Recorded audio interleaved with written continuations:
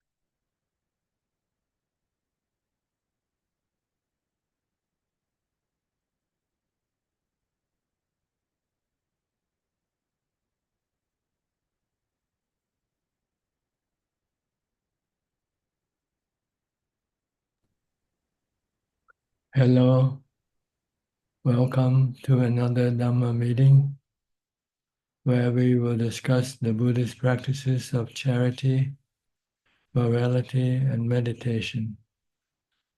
Everyone is welcome to join, and we are waiting for our participant, which happened to be Claudia, our first participant. Hi, Claudia.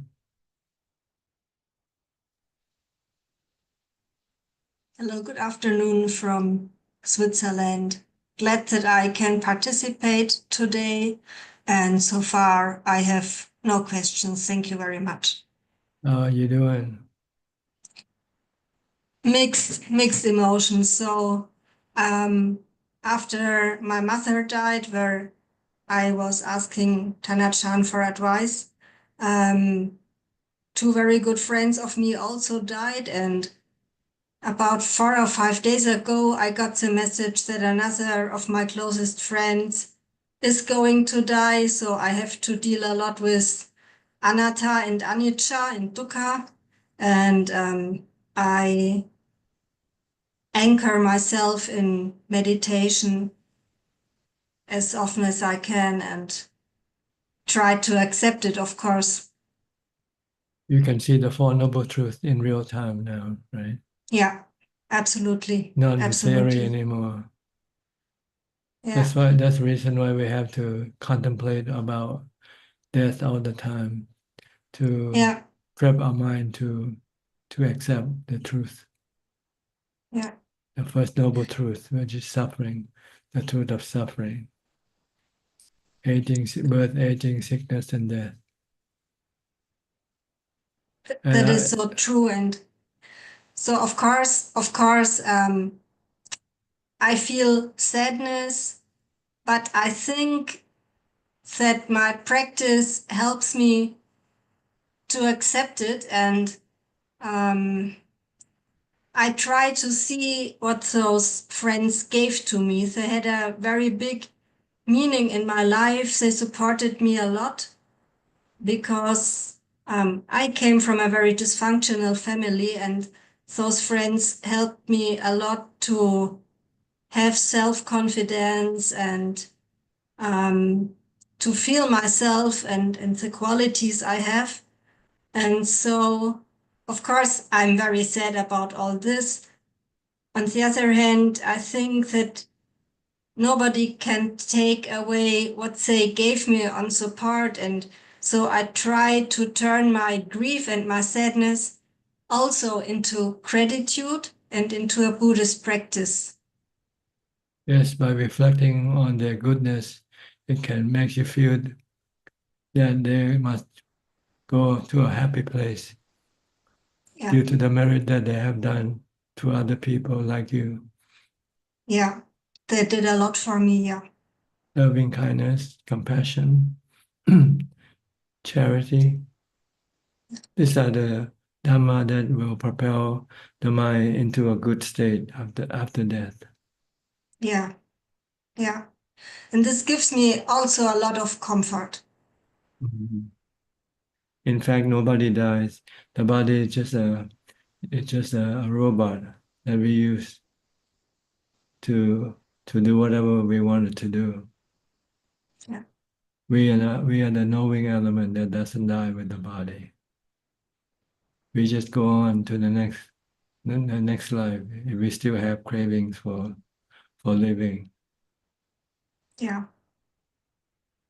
But if we see that living is suffering, then maybe we want to stop our next life. We don't want to go and repeat the same mistake again. Yes, that's true. Yeah, that's true. Absolutely. So we have to meditate and develop wisdom to get rid of our cravings, our desire for sensual pleasures. Yeah. Yeah. And this is why I feel so blessed that Ajaan is my teacher and that I have access to the teaching of the Buddha, and I completely trust the teaching and Yes, the Buddha, of course. that's what you need. First of all, is your trust in the Buddha, Dhamma, and Sangha. Yeah. Once you have trust, then you can commit yourself to full practice. Yeah. Good. Yeah. Let Thank you this so much for let this everything. be a lesson to teach you the Dhamma, the reality of the Four Noble Truths. Okay. Yes. All right. Thank you so much. Next, we'll go to Diana from Wales. Haven't seen you for a few weeks. Hello, Tanashan. Very happy to be here. It's all been a bit chaotic here, so I haven't really felt I've been doing very well, but I'm still trying. Yes, everywhere is chaotic. The world is chaotic. You have to withdraw inside yourself, like going deep sea diving, diving in the water, so you can get away from this chaotic world. Meditation is like that. Meditation is pull your mind away from the world. Yes, yes. Need to feel more peaceful. Yeah, you have to get out of the fire. Don't remain in the fire. Get out by meditating. When your mind become calm and peaceful, then you are away from the chaotic world. Thank you. Happy to be here. No question yet. Not really. I don't know. I have been contemplating on anger when people hurt us and we've got residual resentment.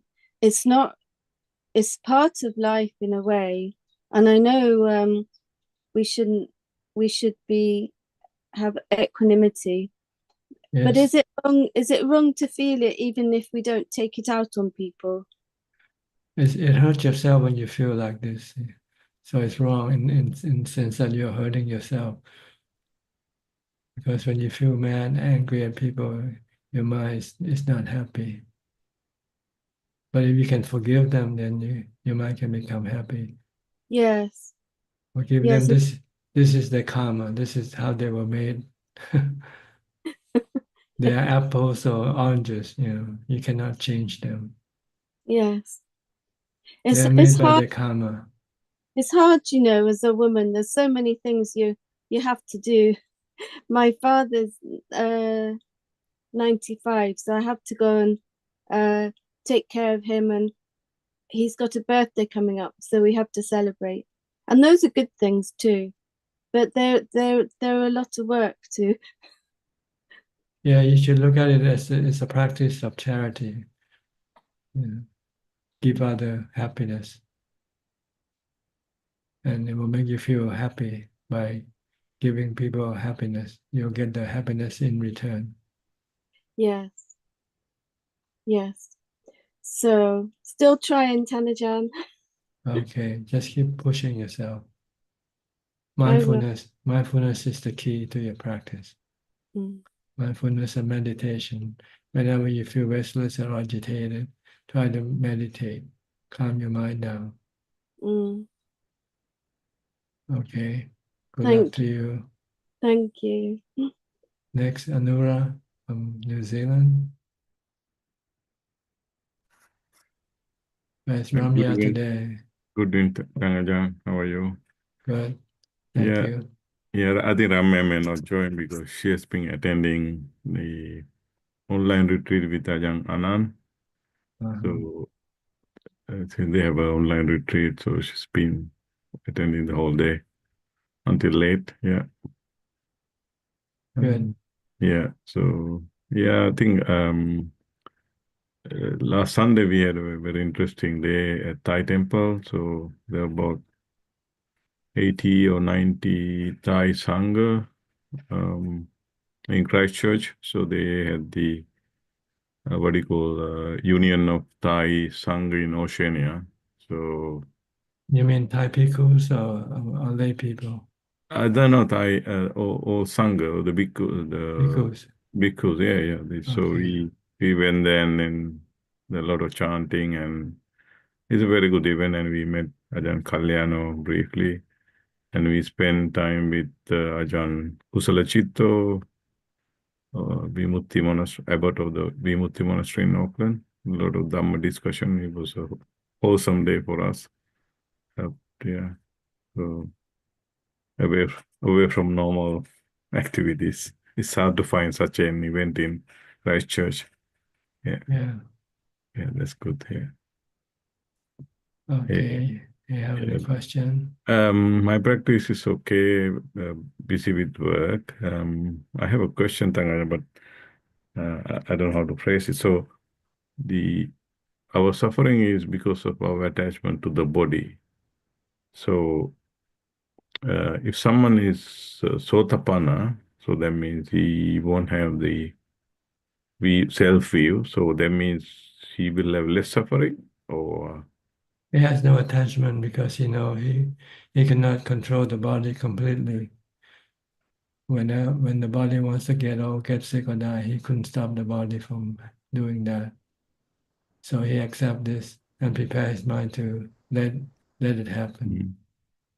So when he let it happen, then his dukkha doesn't appear, because his dukkha appear only because he doesn't want the body to get old, get sick or die. But once he accepts this, then there's no craving for this body. So he has no dukkha. He sees the body as being impermanent, yeah. and also being a natural process. Like nobody can control this body, no self in the body.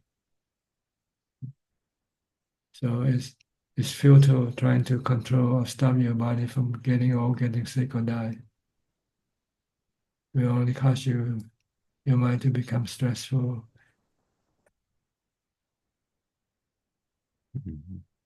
So that means Sotapanna won't have dukkha in his life. As far as the body is concerned, excuse me, but he still have dukkha on other things. He still have sexual desire. Yeah. Okay. So whenever he see a good-looking person, he can still have sexual desire for that person. And when that desire arises, his mind could start to become agitated and restless.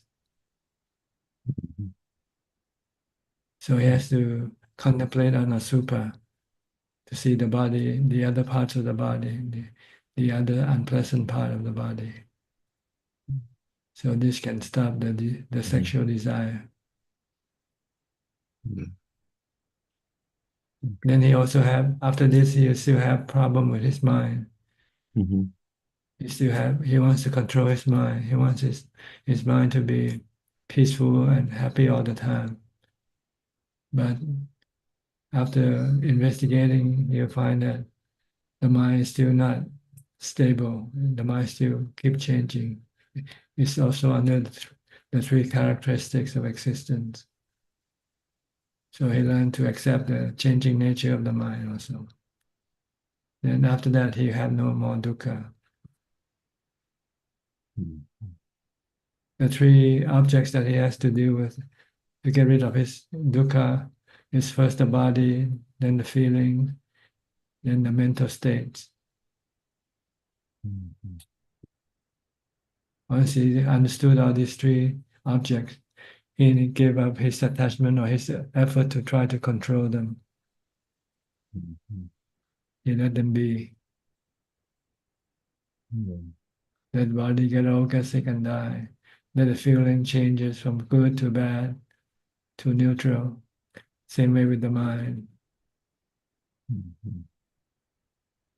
Then he would then have no suffering with anything, with anybody, or with himself, with his own emotion, or his feeling,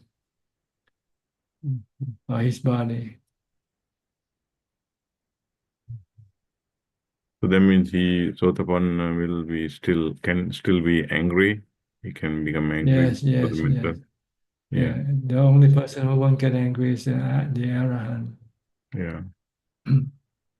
The other three still can become angry because he still have some attachment or craving for something. Yeah. When you don't get what you want, you can get angry, right? Mm-hmm.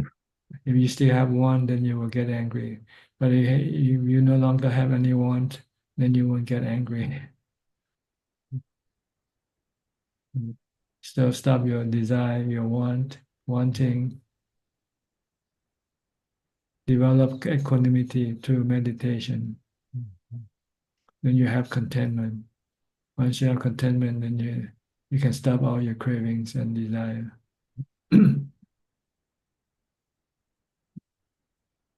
Study alone isn't good enough. Yep. You have to practice meditation to get the mind to equanimity, to contentment. Then you can use this mind. Then you can use wisdom to teach this mind to remain in contentment all the time. By letting go of the mind, of the body, the feeling, and the mental states.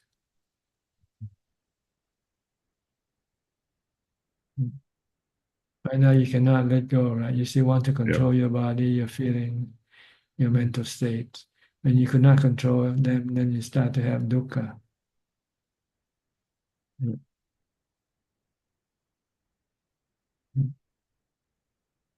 Okay. Okay, thank you, Dhangajan. Yeah, understood. It's very clear. It makes Right. sense. Yeah. Okay, thank And you. the body doesn't mean your body only, other people's body as well. Mhm. Yeah. If other people should die, like Claudia's friend, you just you have to sit, you have to accept it. So be it. You couldn't stop them from dying. Okay, good. Okay, thank you, Dhangajan. Thank you. Next, Professor Ken from Switzerland. Good afternoon, Tanajan. Just How are listening you? at the moment. I'm fine, thank you. You're not working Questions now. Are you still working or still teaching? Still teaching, yeah. No teaching on a Tuesday. I managed to keep this time free for your teaching. Be a student for once, for a change. Indeed. It's much better. Okay. Thank you, Tanajan. All right. Next, Ubeka. Hi, Alfredo. Are you a teacher? Are you a teacher or are you a student? Oh, Sachi Sampajana. Sati Sampajana. Okay. For Sampajanas. Always mindful all the time. Yes. I try, never. I try. Yeah, You teach me. Wake to sleep. Since wake to sleep. Stop thinking. Stop go to the past or go to the future. Stay in the present by merely knowing. Yes. The past is more difficult, never. Well, because you like the past, so you find it difficult to stop thinking about it. Yes. The memories, ne? Yes. The older you get, then the more you think about the past and the future. Because there's nothing to look forward in the future. Yes. The good things on the past is a problem too, never. Not the bad things, the good things too, ne? It's the same past, né, Bante? Yes, there are good and bad things that we have gone through, and Yes. but we cannot go back to them anymore. If we want to go back, then we can have sadness. So it's But better not to think about the past or the future, and just stay in the present and look after the present, deal with the present with mindfulness and wisdom. yes. Yes. Directional to purpose, né, Bante? To purpose.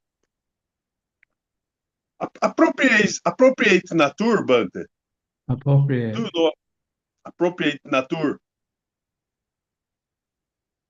Okay. Naturally. Appropriate. Is the things that we do to good to meditation, né, Bante? It's prepare the life to meditation, né, Bante? Yes. Not eat a lot, not sensual pleasures a lot, not things a lot, to meditate more, né, Bante? Yeah, more meditation, better. Meditation Yes. is not harmful. Sensual pleasures are harmful because you can Yes. become attached and addicted. Yes. But with meditation is no bad thing that come from meditation. You only get good things from meditation. No addiction, no dukkha. Yes. Okay. Okay, Bante. Stay I'm training. sati sampashana and jhana. Okay. Yes. Okay. Good. Nibida is very good, Bante. Nibida is very good. Yeah. Dispassion. Okay. Udacha, Bante. You have Udacha. to, in order to get dispassion, you have to see anicca, dukkha, anatta. Yes. Yes. Okay, Anicca, good. Everything is the anicca. Everything is gone. Come and go. Nothing lasts forever. yes. All right. Thank you. Thank you. I'll But go I have 25 years to study Buddhism. You have been Buddhist for 5 years now? 25 years. 25 years. Yes. Good. More, Be- 25, 27, 28. Mm, I have an old Buddhist, but I am an old Buddhist, but okay, good. it's All right. normal. It's normal. Okay, good. Next, Naomi from Toronto.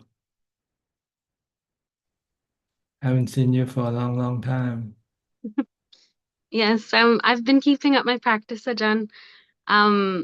I actually don't have any more questions. I always listen and my questions are always answered.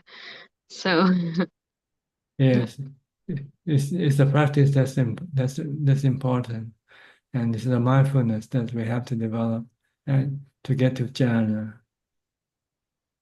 first before we can use wisdom to any good result. We have wisdom now, but we lack the jhana, the mindfulness to carry it through, to stop our cravings, our attachment. So practice mindfulness and meditation. Be alone, be secluded. Don't mingle, don't socialize.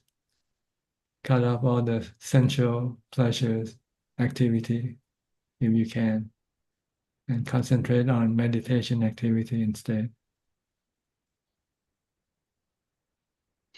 How's your sis? Okay, she okay? yeah, she's good. She's continuing her practice a lot too. She's doing a lot of retreats and things. Okay. Is she living in Toronto also? Yeah. Okay, good. No question. No questions yet. Okay, Thank just you. to come in and say hello. Yeah, just to pay my Okay. respect. Good to see Thank you. you. Thank you. Yeah, good to see you. Thank you. Next, Kokseng from Singapore. Yeah. Good evening, Prajan. Just like to report to you, for the past 1 week, I have restrained myself from watching all the news on the media outlet of CNN, CBC, Fox News, and so on. So I have restrained myself from chasing all these news. Just Prajan, just want to pardon me for my ignorance. Chasing all these news is actually a kind of sensual desires. Can Prajan just make it clear to me why is it sensual desires? Well, you're dealing with the sensual objects like images, sound, and things. So they are sensual objects. When you listen to news, you listen to news about people, about places, and things about happening. This is now sensual. Can be considered to be sensual. And when I chase them, chase all these news, becomes a craving by itself. And your reaction to them also from your own craving. Sometimes you approve from what you hear, sometimes you don't approve of what you hear. So you get happy or sad from what you follow. Okay. Prajan, can I just clarify earlier what you mentioned about when we contemplate on the body, feelings, and states of mind? So body, my understanding is that we contemplate the body will get old, get sick, and eventually die. And feeling, we will contemplate the pleasant feeling that we have. We experience unpleasant feelings that we experience and neutral feelings when we come into contact with our senses. What about the mind states? Well, mind state is like emotional state of mind. Sometimes you're angry, sometimes you're sad, sometimes you're happy. It's an emotional state, mental state. Sometimes you're restless, agitated, anxious, worried, fearful. Sometimes you're peaceful, calm, and peaceful. They keep changing due to the contact that the mind get contacted from the sensual objects and also from the thought. Thinking about politics right now can cause your mind to be either sad or happy. So how do we differentiate this mind state with feelings? Well, you have to know yourself. It's inside yourself. Feeling. You only got 3 feelings. Pleasant. When you're angry, when you're hungry, you have unpleasant feeling. Yes. When you eat, you have pleasant feeling. Yes. When you're not hungry nor full, then you have neutral feeling. When you hurt your body, you get unpleasant feeling. When you get sick, you get unpleasant feeling, right? When you're hot, you get unpleasant feeling. So this feeling is different from the mental state. Mental state is more emotional. You can have pleasant feeling, but you can have emotional. Your body, you might experience pleasant feeling, but at the same time, your mind might be upset with something else. So they're different. But don't worry about it. First, you have to go through your body first. Understand your body entirely, completely, and able to let go of your attachment or craving for them before you can go to the next level, which is more subtle, harder to understand. Okay. Okay, I will contemplate on the body first and and the feelings and mind states later. Yes. Usually the feeling usually is associated with the body. Mm. When your body gets hurt, you get bad feeling. You get bad feeling. When your Yes. body gets sick, once, and Mm. when you get well, you got pleasant feeling. Yes. Mm. So all you have to understand is that you cannot force or control your feelings. They keep changing due to the changing nature of the body. Mm. Okay. Okay. And anatta. Mm. That when you get fever, you cannot just let the fever disappear right away, right? Yes. You just have It's to beyond. let Yes. it go through the process The before. process. Yes. If you wanted to get rid of it right away, you can get dukkha because you won't be able to do it. Correct. But if you just stay calm, take your medicines and wait, and eventually it will go away. It will Yes. disappear. Mm. Then you won't have any dukkha from Mm. wanting for the bad feeling to disappear. Yeah, because I understand that this thing is anatta, is beyond my control. I have That's to let right. this thing go through the process. That's right. Okay. Okay. Yeah. Okay. Thank you, Praja. Next, Marina. Marina from Spain, right? Respects, Venerable. How are you? Good. And you? I'm good. I'm going to Thailand finally. Why? I decided to go to a monastery in Thailand, to Ajaan Martin's monastery. Oh, really? That's good.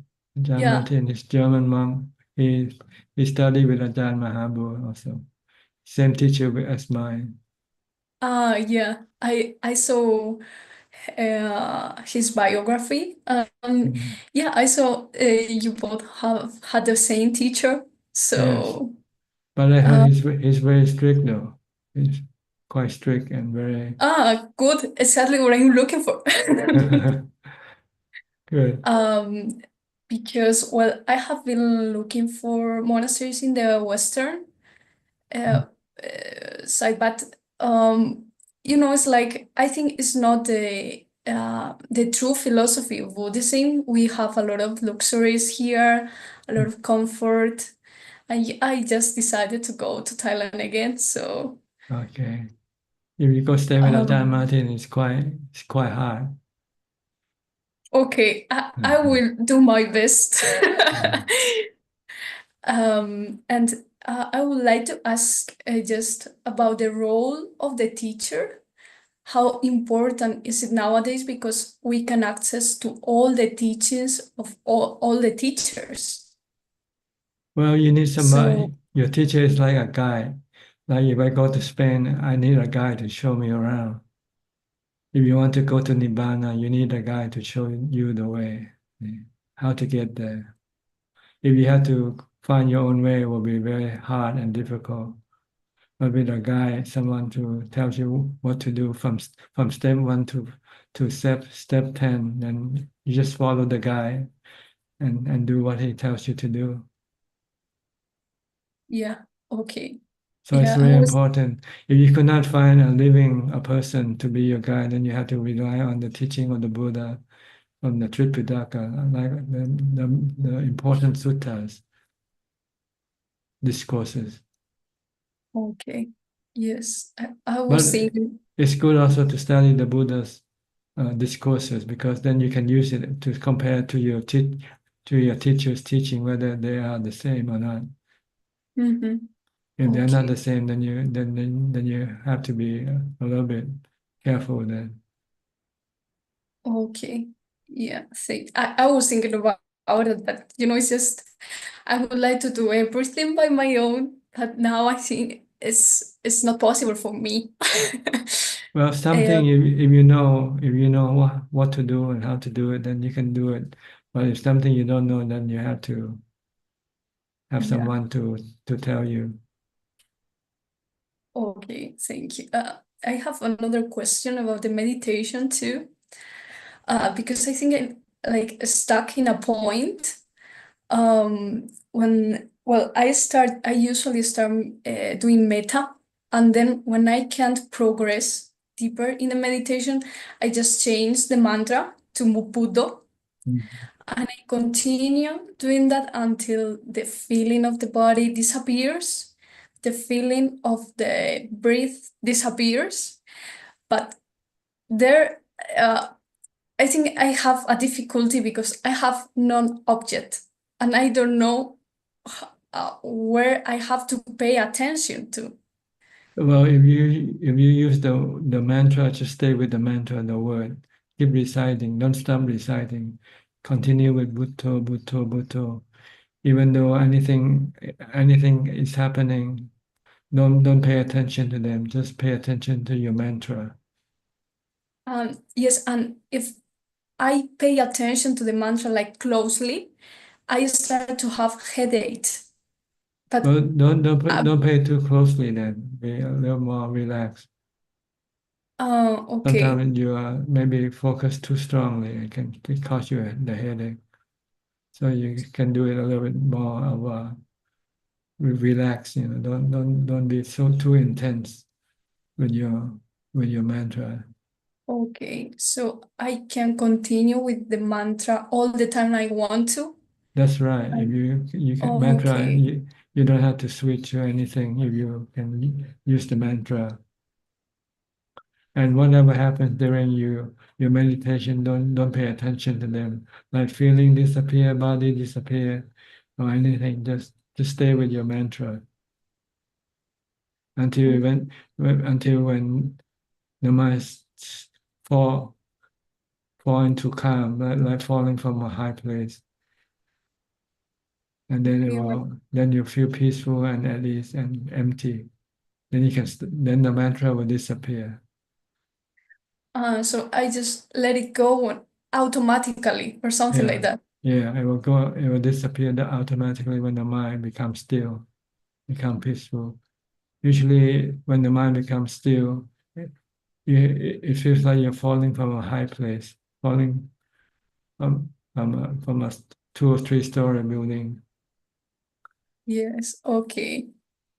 But Okay, thank you. don't be afraid because the floor that you fall onto is soft, so it doesn't hurt you. Just let it fall. Don't try to stop the fall. Just let it happen. Okay, thank you. So useful. All right, good. When do you plan to come to Thailand? This week, the 1st of April. Oh, really? You have Yes. yeah. And you will go directly to Ajaan Martin Monastery? Yes, I go directly there, and then I don't know, I will see because I would like to stay in a monastery long term, like 4 years, 4 or 5 years, something like that. But I don't know. Does he have facility for women practitioner? I don't know. I just have to talk to him and we'll see because of the visa too. It's difficult for me to stay in Thailand for long term. Yeah, right now you can get 60-day visa, I think. Yes. But after that, if you want to stay long term, you have to be certified by a monastery to support your stay. Okay. Okay, so I will ask him and we'll see. I would like to stay in Thailand. Yes, for sure. Have you contacted him already?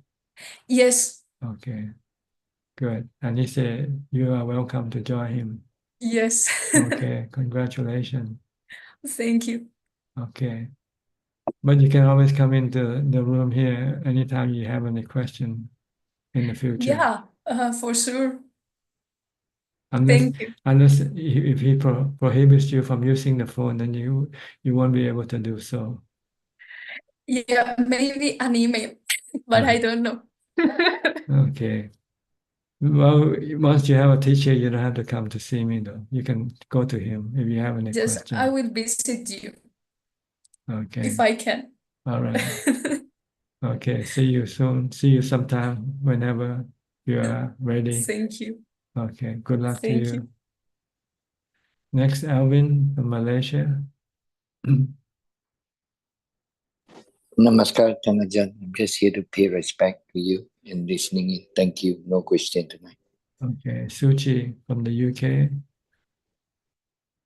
Hi, Suji. Hello, Are you, Ajaan. are you alone now in the house? Yes, Good. I'm in my little corner. Mhm. I have practiced my meditation for 1 hour today. I do that every day, Monday to Friday. And the rest of the day, I practice mindfulness throughout the day. I try my best. I'm here to pay my respects. I greatly value your guidance for my meditation practice and also much metta to all the participants for their input and interaction. The mindfulness really helps to handle because I have to balance the lay life with my meditation practice, and mindfulness really helps to handle and tide over stressful and situations and restlessness better in everyday life. Yes, very helpful. It's a very good tool to use to control your mind, to calm your mind. So try to practice as much as possible, even when your mind is not stressful. Because if you don't practice when it's time to use it, you might find it difficult to use it. But if you keep practicing when you're stressful, you can use it right away. Yes, I will keep that in mind. Yes, Okay, Ajaan. good.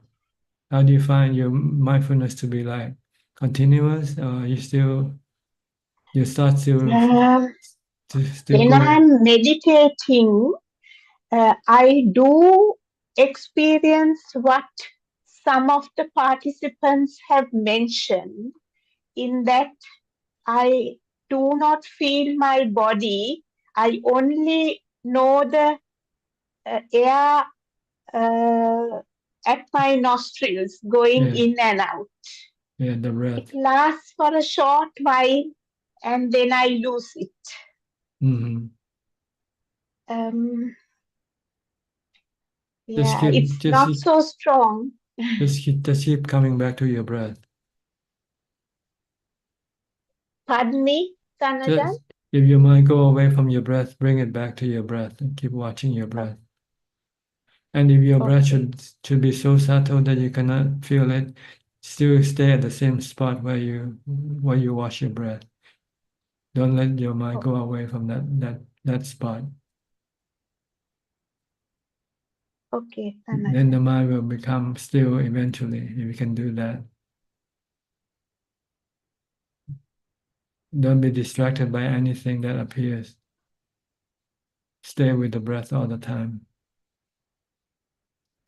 Ignore everything else that appears during meditation. Okay? Yes, And thank you. if you're not meditating, sometimes you can also reflect on the anicca, dukkha, anatta nature of your body and everybody else's body also. Okay.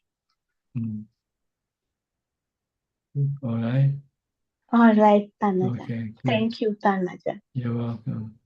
Next step from Oregon. Your children went to school already, or they're still here? They're on spring break actually, so they're with grandma and grandpa. It's kind of weird. Yeah, a lot of attachment. I miss them a lot.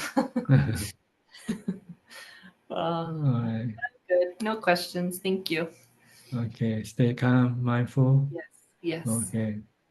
Good. Next call from California. Hi, Ajaan. No questions today. Just listening. Thank you. Okay. Dr. Piyal and Indira. I saw you driving to work. Huh?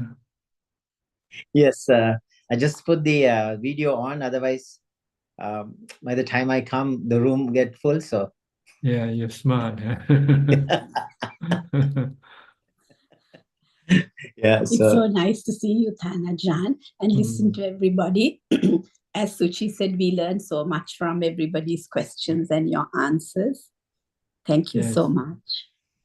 We also learn a lot from Piyal. He's got a lot of theoretical no. information. So what's your take on what we said today from the scripture?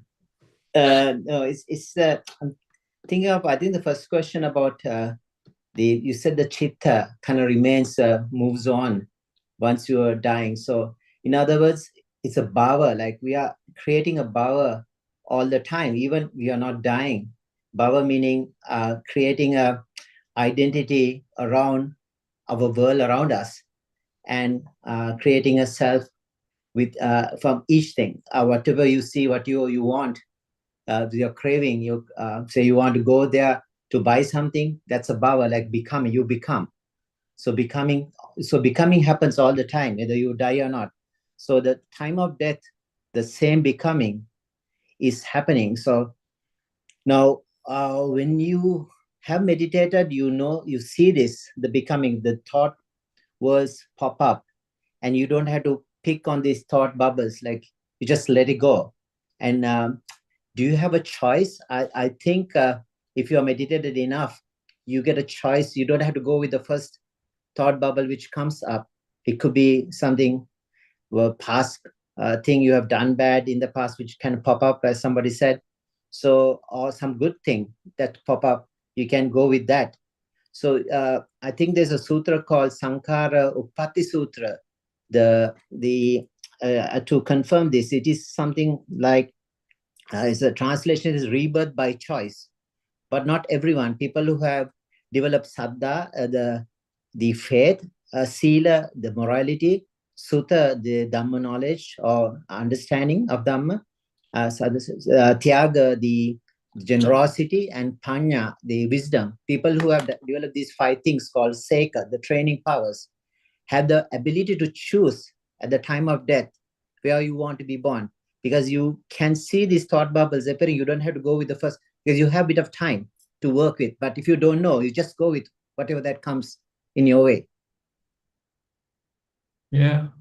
Like all the noble disciples, they can stop the mind from going to the undesirable realm of existence, of the apaya. Close to do. So do you have the time, that time frame in the mind? Because brain doesn't die right away. Brain's still active. The body dies, the senses are gone. The brain survives for a bit of time. The mind's still active. No, it's not the brain that the mind watches. It's the breath. Once the body stops breathing, I think then the connection will be disconnected. Because once the body stops functioning, then the mind cannot use the body to access the essential objects anymore. So the mind so the mind activity still remains for a bit of time. And the mind always remain active. Yeah. It's the body that stops functioning. Yeah. So you can make a clear choice at that point, Ajaan? If you as a doctor, when does the body stop functioning? When you stop breathing, right? No, actually, the brain. I think the last things to die is the brain. Like I think few hours it can survive and it dies at the end. So the without the breathing. Without but the activity, the EEG is still there. So the activity of the mind. So mind has the mind uses the brain as a receiver. Like so, it is like the signal, like the Wi-Fi, but this is a computer. It's just the hardware only, the brain, but it also goes, like his oxygen supply cuts off, eventually it kind of dies. But the Wi-Fi signal still somehow stream of consciousness. In other words, have to latch on to something to survive, nama rupa. So they can survive alone without the rupa, the nama. As far as the Buddha was concerned, he said, when you stop breathing, you die. Okay. when you breathe in and you don't breathe out, you die. Okay. Yeah. Senses are cut off. So one by one, all the But five maybe extra- because during the Buddha's time, there's no equipment like we have today. Yes, that's true. And This also, Athanajan Buddha is right, correct? Because to make a clear decision, the oxygenation to the brain, everything wears off little by little. So, Yeah. anyways, at some point you have to make that choice. Yeah, And because nowadays you can resuscitate also, right? exactly. Yeah, and they can come back and tell you near-death experience what happened. Yeah. There's this doctor, cardiologist, Pin Van Momal. Yeah, he's a Dutch cardiologist. Pin Van Momal. He did a book. He wrote a book. He did people with near-death experience who died from cardiac arrest, and he published in a famous journal called Lancet long ago. And he told consciousness, and basically saying consciousness survives death, which Buddha already said 2,500 years ago. Actually, it just means that you didn't die yet. You just went to sleep. You just went to sleep. That's and what right. you experience is dreams. You're just experiencing dreams. Yeah. But Okay. Athanajan, it's so interesting. Some patients, they came back and said he lost his pen while doing that and he had put it in a drawer. The patient came and said, because he was like in a dreamy state, but he said, your pen is in the second drawer. So the mind can still see, can perceive without the eyes being like closed, right? Like when you go to sleep, the mind still functions. Yeah. And it uses memory to create dreams for it to experience. That's true.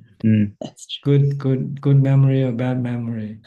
Good memory was produced by good karma, and bad memories was produced by bad karma. Yes. So whichever one is stronger. If your bad karma is stronger, then you produce bad memory, bad dreams will come up. So the bhava pachya jati. So when you become what you are becoming, then it's become your birth, right? So the bhava, you're creating that identity around what you perceive with craving, and that'll create your next birth. The bhava, they become. But yes, it's your karma that's the one that pushing your power. The mind to the next scene. Our life is like a movie. The scene keep changing all the time. It depends on who's directing the movie. Sometimes the good karma directing the movie, sometimes the bad karma directing the movie. So you have good dreams or bad dreams, good movies or bad movies. That's so true. So true, Thanajan. Because even in the near-death experiences, this cardiologist published, about, I think, 90% of the people who had near-death experiences, when they came back, they became very spiritual and became a lot of them. Because they have done it, and some kind of a sense that they know there is a scene, it's happening, the reality kind of. Yeah. They understand that there's the mind, there's the spirit that exists. Before that, they didn't know. They thought it's just the body alone. Yeah.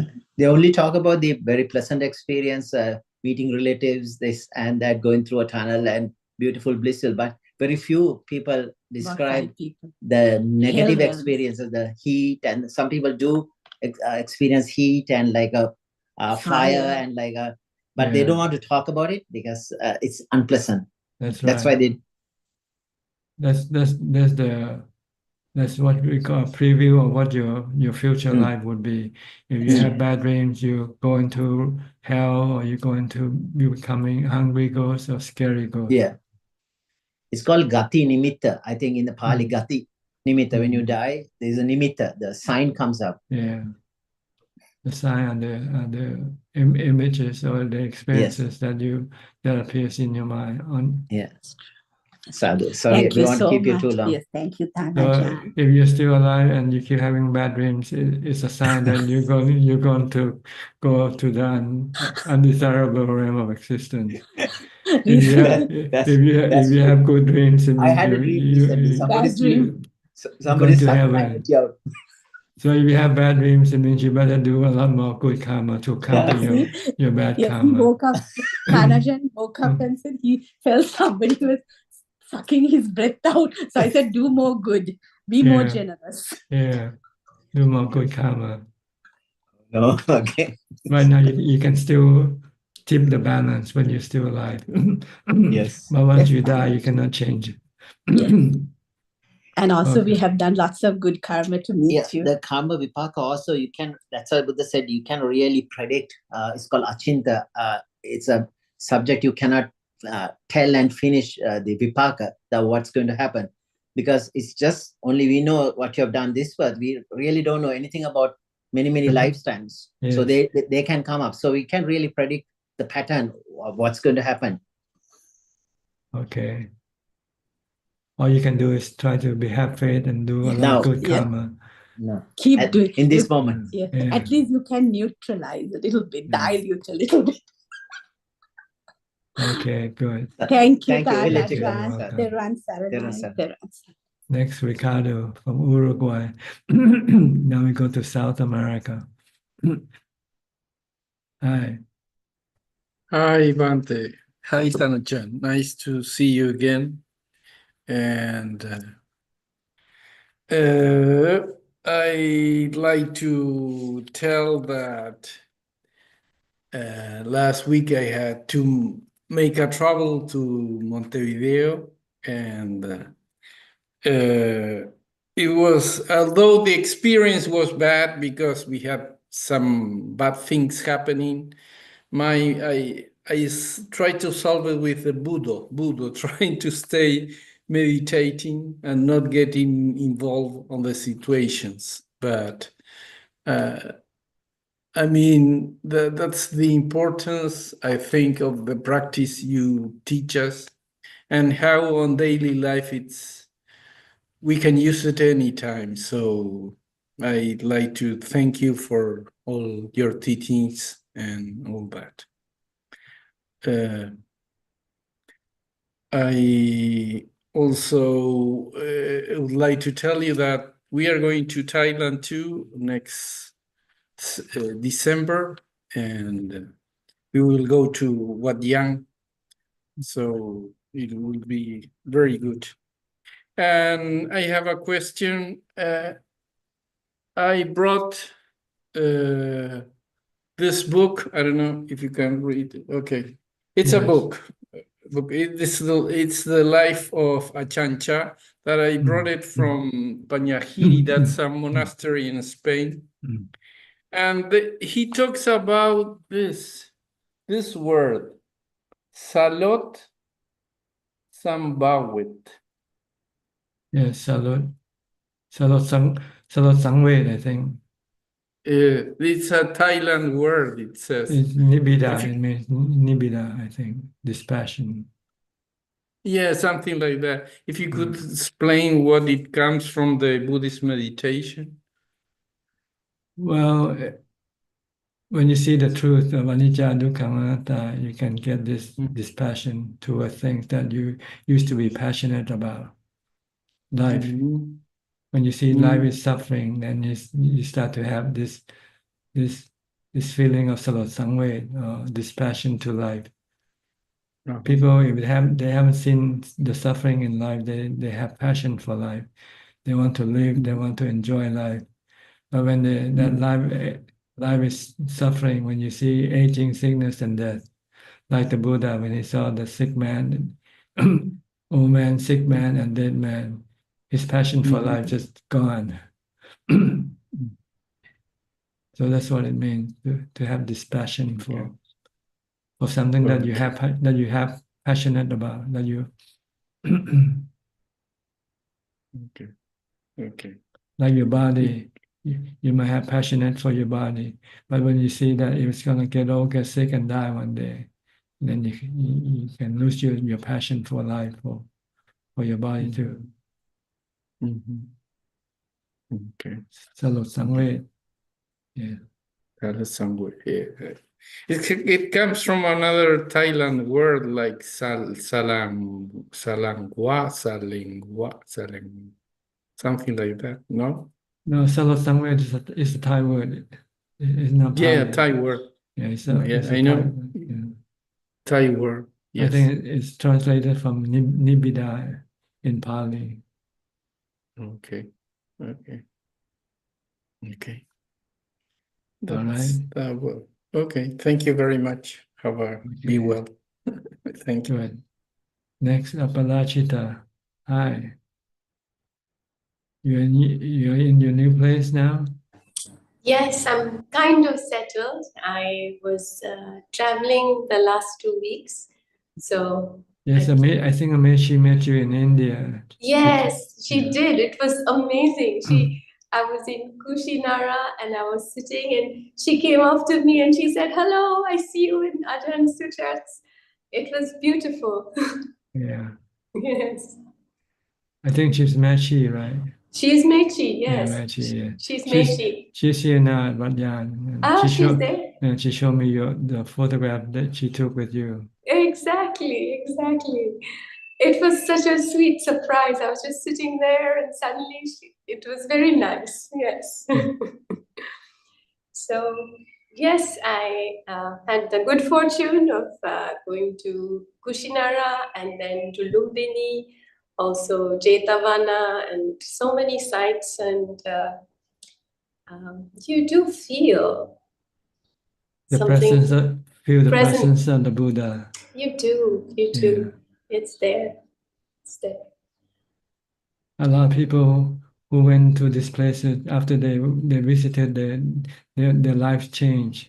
The faith in the Buddha became so strong. Yeah. And some of them want to go back several times also, because they felt the experience that they couldn't feel anywhere else. It's true. It's like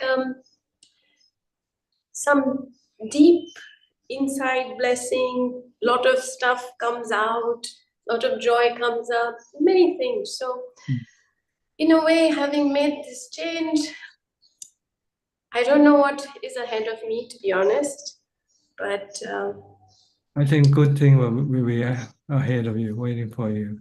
Only good things. Thank you. Don't worry. All right. But you know how the mind is at the end of my pilgrimage. I was like, oh, and now, okay, I think it should be okay.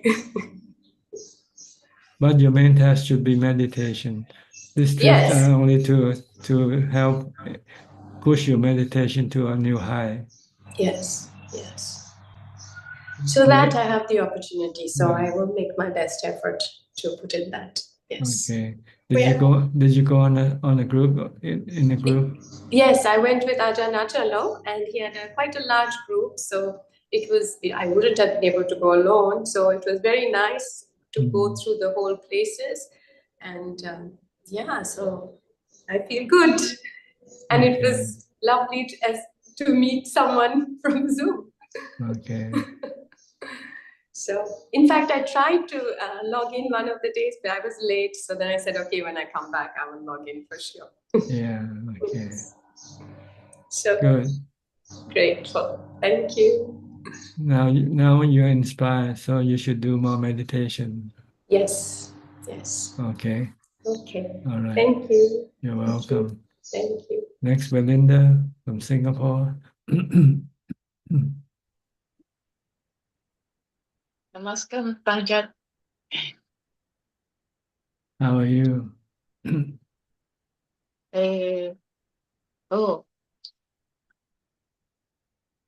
I visited, I attended Mompo's funeral, and then I felt his presence still, despite that his body wasn't no longer at the temple, but his body was still there.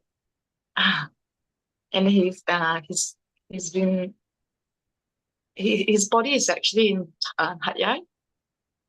So Ajaan came and all the rest of the Sangha sent him pay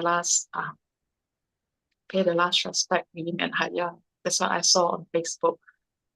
Whereas I just go to the temple that I met in. I felt his presence. So then I felt happy. When there were no sad, no cry. So like Ajaan explained earlier, in fact, 2 hours before his passing, I received news that he was in critical stage. And I just sort of telepathically sent a message. I say, because this was 95 already, it's a very old body. So I told him that he can go and it's okay, his uncle will be okay. He'll be okay, he can come back. So when I was at the temple, I felt his presence and I saw his photo and I just felt his presence still around. I wanted to ask you, like, is it just my five aggregates that I imagine things? But then from Ajaan's explanation that it's actually our body will leave, our consciousness still remains. No, it's our imagination really, but it's good imagination, so it's okay.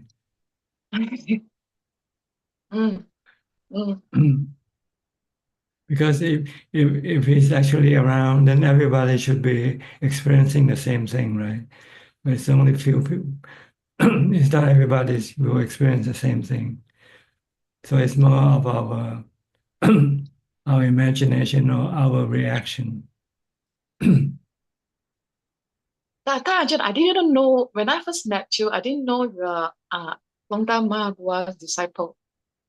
Well, I'm not his disciple. I just study with him. That's all. You're Buddha's disciple. They say it's not good to go advertise yourself to be this or that teacher's disciple. So I never advertised, but it's Dhamma Mahaprabhu himself who told other people that I stay with him and study with him. But then I met Longda Mahabua in the library. Like I was then, because I think when I first met Ajaan, I said there were questions about meditation and I don't have anybody to question. So I meditated at the Buddhist library in Singapore here. And then there was this book titled Mahabua. I didn't know what it means. But when I picked up the book, the answer to my question that I have. So sometimes sometimes it's like when we work hard, I do feel like we get help through books that will just come, will just like in front of us like that. Yeah, and then sometimes when I really don't have also once I pray to the Buddha, and then the Buddha didn't descend from the cloud whatsoever, but there was just this monk that just came by, and then he answered. He didn't. In fact, I didn't know what to ask him because I couldn't have any, like, there were no questions, but the body was feeling very bad, Ajaan, and I didn't know what to do about it. So then, yeah, and then there was an encounter then, without any words spoken, and the question got resolved just through meditation. Good. Yeah, just don't worry about how things come about. Just experience the thing. Just merely know. Okay, don't tax yourself with trying to find out what causes this thing to happen, so forth. It's beyond our comprehension. Just know it for what it is. That's good enough. Okay. I have also one question to ask Ajaan. I saw Facebook today. You said there was a message that that we pray for the Buddha for help. And the answer that I saw on the Facebook through your page, it says that you have to rely on ourselves. My first retreat with Goenka teacher was on an island, Singapore here, St. John's Island. So I find it conducive. But the only thing right now I feel apprehension, afraid, as they don't really have a teacher most of the teachers are just lay people. So when I get into very serious condition, I might not have the right person to ask. But then I know that we have to work on ourselves. So I also feel that I need that intensity, the sort of the kind of schedule to get through what I'm feeling right now. And when that place is quite spacious, the only thing I still feeling attached, that I worry, but I don't have a teacher to ask. Because I do not know what kind of sankhara that would arise. Yet there's something I feel I picked up. Maybe I should just take a leap and go ahead for the 10 days in the island, and I don't have to find out who may be the lay person, and have that faith that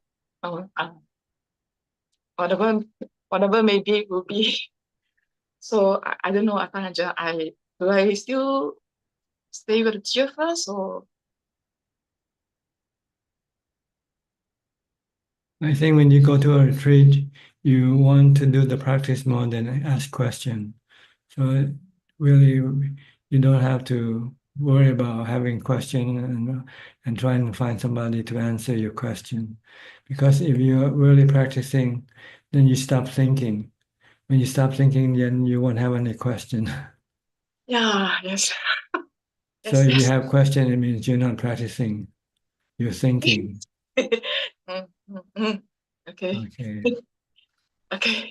Okay. Okay. I told a lot of students who came and keep asking me questions. I said, "You're not mindful. If you stop thinking, then you won't have all these questions to ask me." And lots of these questions are not necessary for you to know at all. What's more important is for you to stop thinking. Mm. When you stop thinking, then there will be no question arising. Okay. Okay. All Thank right. you. Thank you for the Okay. booster. Yeah. Thank you. Okay, next, Lynn from Indonesia. Good evening, Tanajan. How are you today? Fine, thank you. And you? Yes, I'm very good. Just want to let you know that next week we'll be having holidays. So I'll be having a self-retreat for a whole week. So at home. Good. And I plan to have to fast every second day. So like to seek advice from Tanajan. You mean you eat every 48 hours, every other day? Yes. That's good.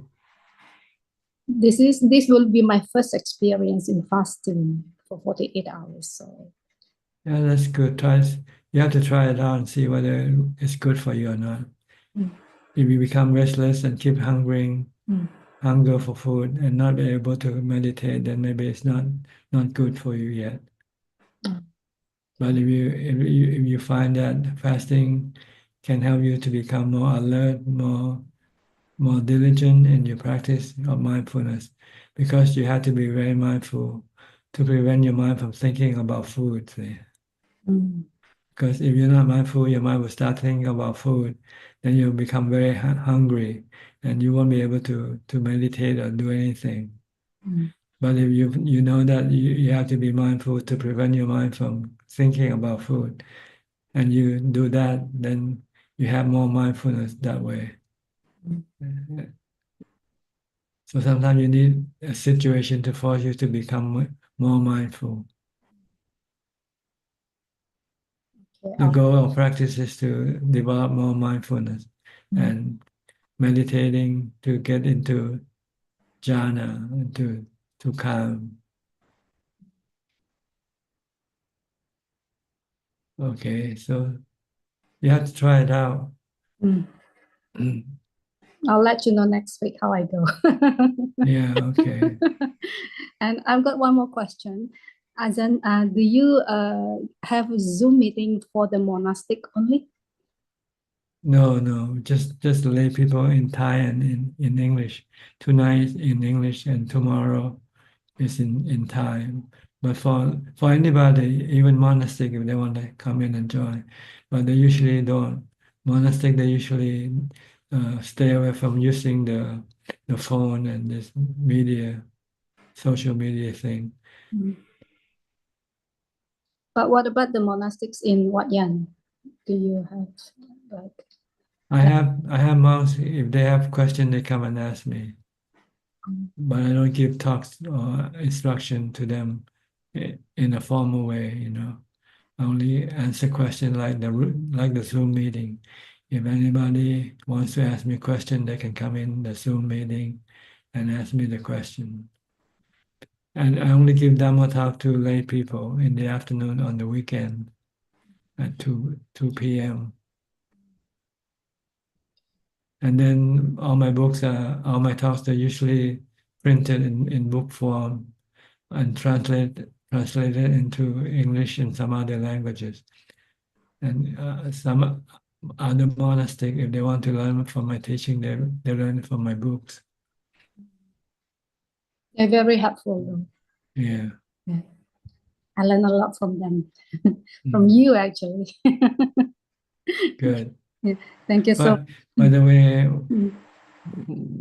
one of my assistant have just finished translating a new book.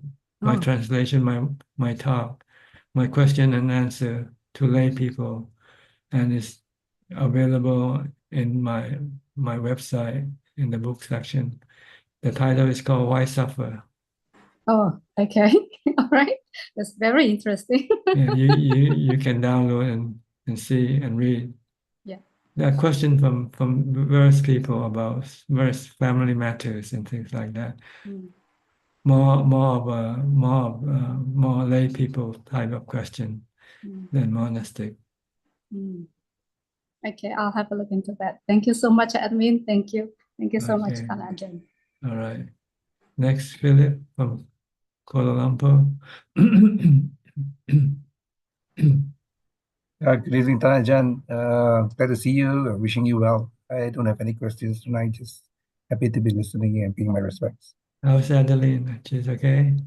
She's okay. I mean, she tried getting into Facebook earlier, but there was like kind of a very bad delay. I'm not too sure why. I'm not too sure whether you fixed it. Yeah. Okay. Yeah. But she's okay. She's okay. She's probably sitting in the other room with the children listening. Okay, good. Next, Swee Chek from Vancouver. Greetings, Ajaan. Greetings, Ajaan. Ajaan, I read a little bit of the new book. Well, it's actually not a real new book. It's a translation of your old book. Yeah. In the Thai version, it's called Mirror of the Heart, something. The Mirror of the Heart, yes. Oh, why is that? Well, a mirror is like when if you don't have a mirror, you cannot see your face, right? Oh. So the heart also that needs a mirror to understand itself. And the mirror is that the Dhamma teaching of the Buddha is called mirror. Dhamma teaching of the Buddha is called the mirror. It's a mirror that will show you what the heart looks like. Oh. So if we don't have the teaching of the Buddha, we will never understand the heart or the mind. Oh. So it's like when you don't have mirror, you won't be able to see your face. So you will know you won't know what your face looks like, right? So you need a mirror. So the Dhamma is the mirror for the mind or the heart. While the mirror is the mirror for the body. The mirror of the heart is actually Dhamma. Yeah. Dhamma teaching by the Buddha. Yeah, all the teaching we study about is all about the mind, about the heart and the mind, the knowing element, how it suffers and how we can get rid of this suffering from the mind. Oh, I see. Oh. Yeah, and then the English version is called Why Suffer. Why Suffer? Yeah, because they felt that maybe the mirror of the heart is too vague or something, and so they want Oh, yeah. to give a tighter, more Yeah. more Well, have more really, impact or something. that's true. When you Yeah. read Why Suffer, it might kind of induce interest in the reader. Say, why suffer? Yeah, it's very. I just read the beginning, but it's very very good. It's very relatable to lay people and to like it's very very good. Actually, yeah, I love it. I'm gonna try. I'm gonna read it. Okay. I just read the beginning, but I'm already really loving it because it's very relatable to myself, the lay people. Yeah. Yeah. Okay. It's like a manual for my everyday problems. Like if I have a problem, maybe I refer. It's like Yeah. my Not so much about meditation like what we do here in the Zoom room. Here we yeah. talk more about meditation, mindfulness, and wisdom. It's a daily life manual. Like if I have Yeah. a problem, maybe I refer to this one, and then Yeah. it helps. Yeah, my problem. It's very Okay. good. Thank you, Tanaja. No question? Yes, I do have a question, Tanazan. How restlessness like in the mind arise? Like there's From like it has cravings, from your cravings. When you crave for something, your mind starts to become agitated, restless. You want because you want what you crave for. See, that's why people cannot become still because they keep on having craving all the time. You crave for this, then when you finish with this, you crave for something else. Craving just keep coming up like waves in the ocean. Keep coming, hitting at you at the shore. Oh, okay. Okay. And then when it's abundant, meanings like we achieve samadhi, like temporary. Yeah, when you want to stop this agitation and restlessness by mindfulness, by stopping the mind from thinking. Because when you stop thinking, then you cannot have craving, see. Craving arises only after you think. If you think about food, then you start to crave for food. Oh, so we use mindfulness to temporarily stop it. Yeah. And then later you use wisdom to teach you that what you crave for are all suffering because they are temporarily. They only give you temporary pleasure.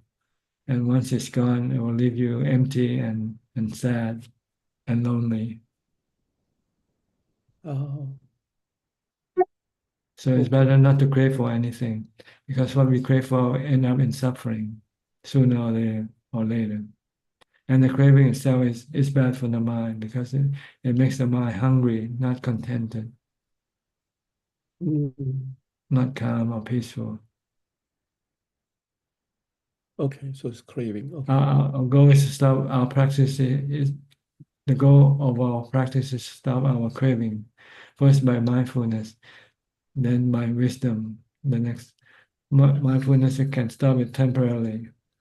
When we stop thinking, then the craving stop. But when we start to think again, or when we expose ourselves to the sensual objects again, then our craving will come up again. So we use mindfulness first to stop it because wisdom is difficult without mindfulness to support. So you first stop your craving by stop thinking. Then once you can stop thinking, then you can direct your thought to think in terms of anicca, dukkha, anatta. That everything you crave for is anicca, dukkha, anatta. Yes. Then when you know that you're going to end up in suffering, then you say, I better not crave for this thing, right? Yeah.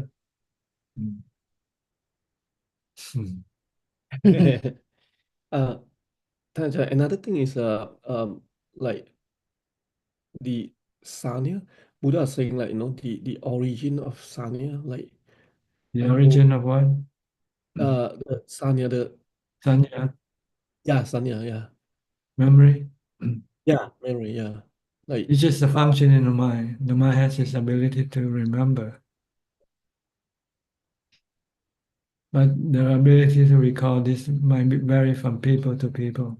Some have a very short sanya. They forget real quickly.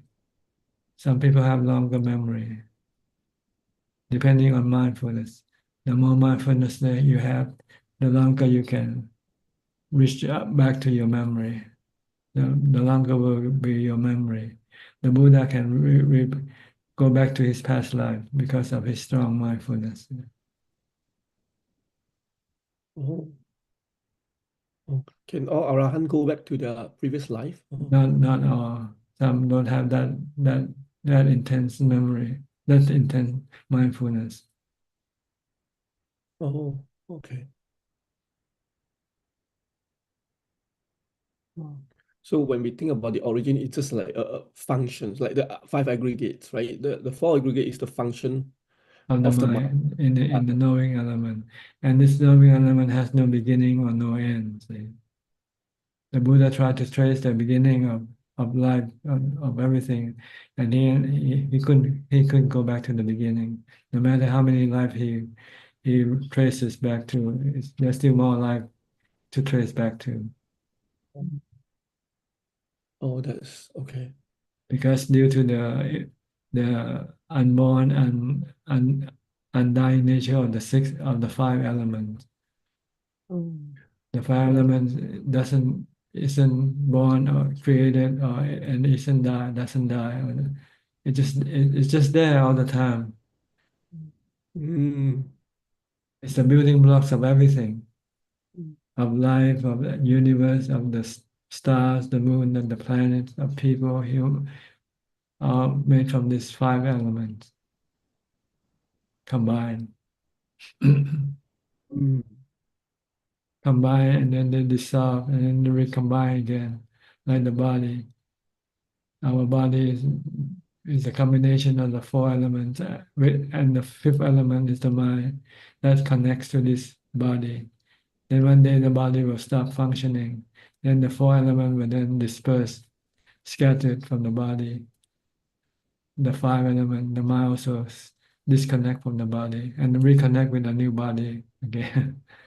Just keep on doing this all the time until you can stop the mind from connecting to the body. But the body will still continue to form because there are other knowing element that still wants to cling and connect to this new body, this body. Mm. It's only the knowing element of the Buddha and the Arahant that doesn't reconnect with a new body.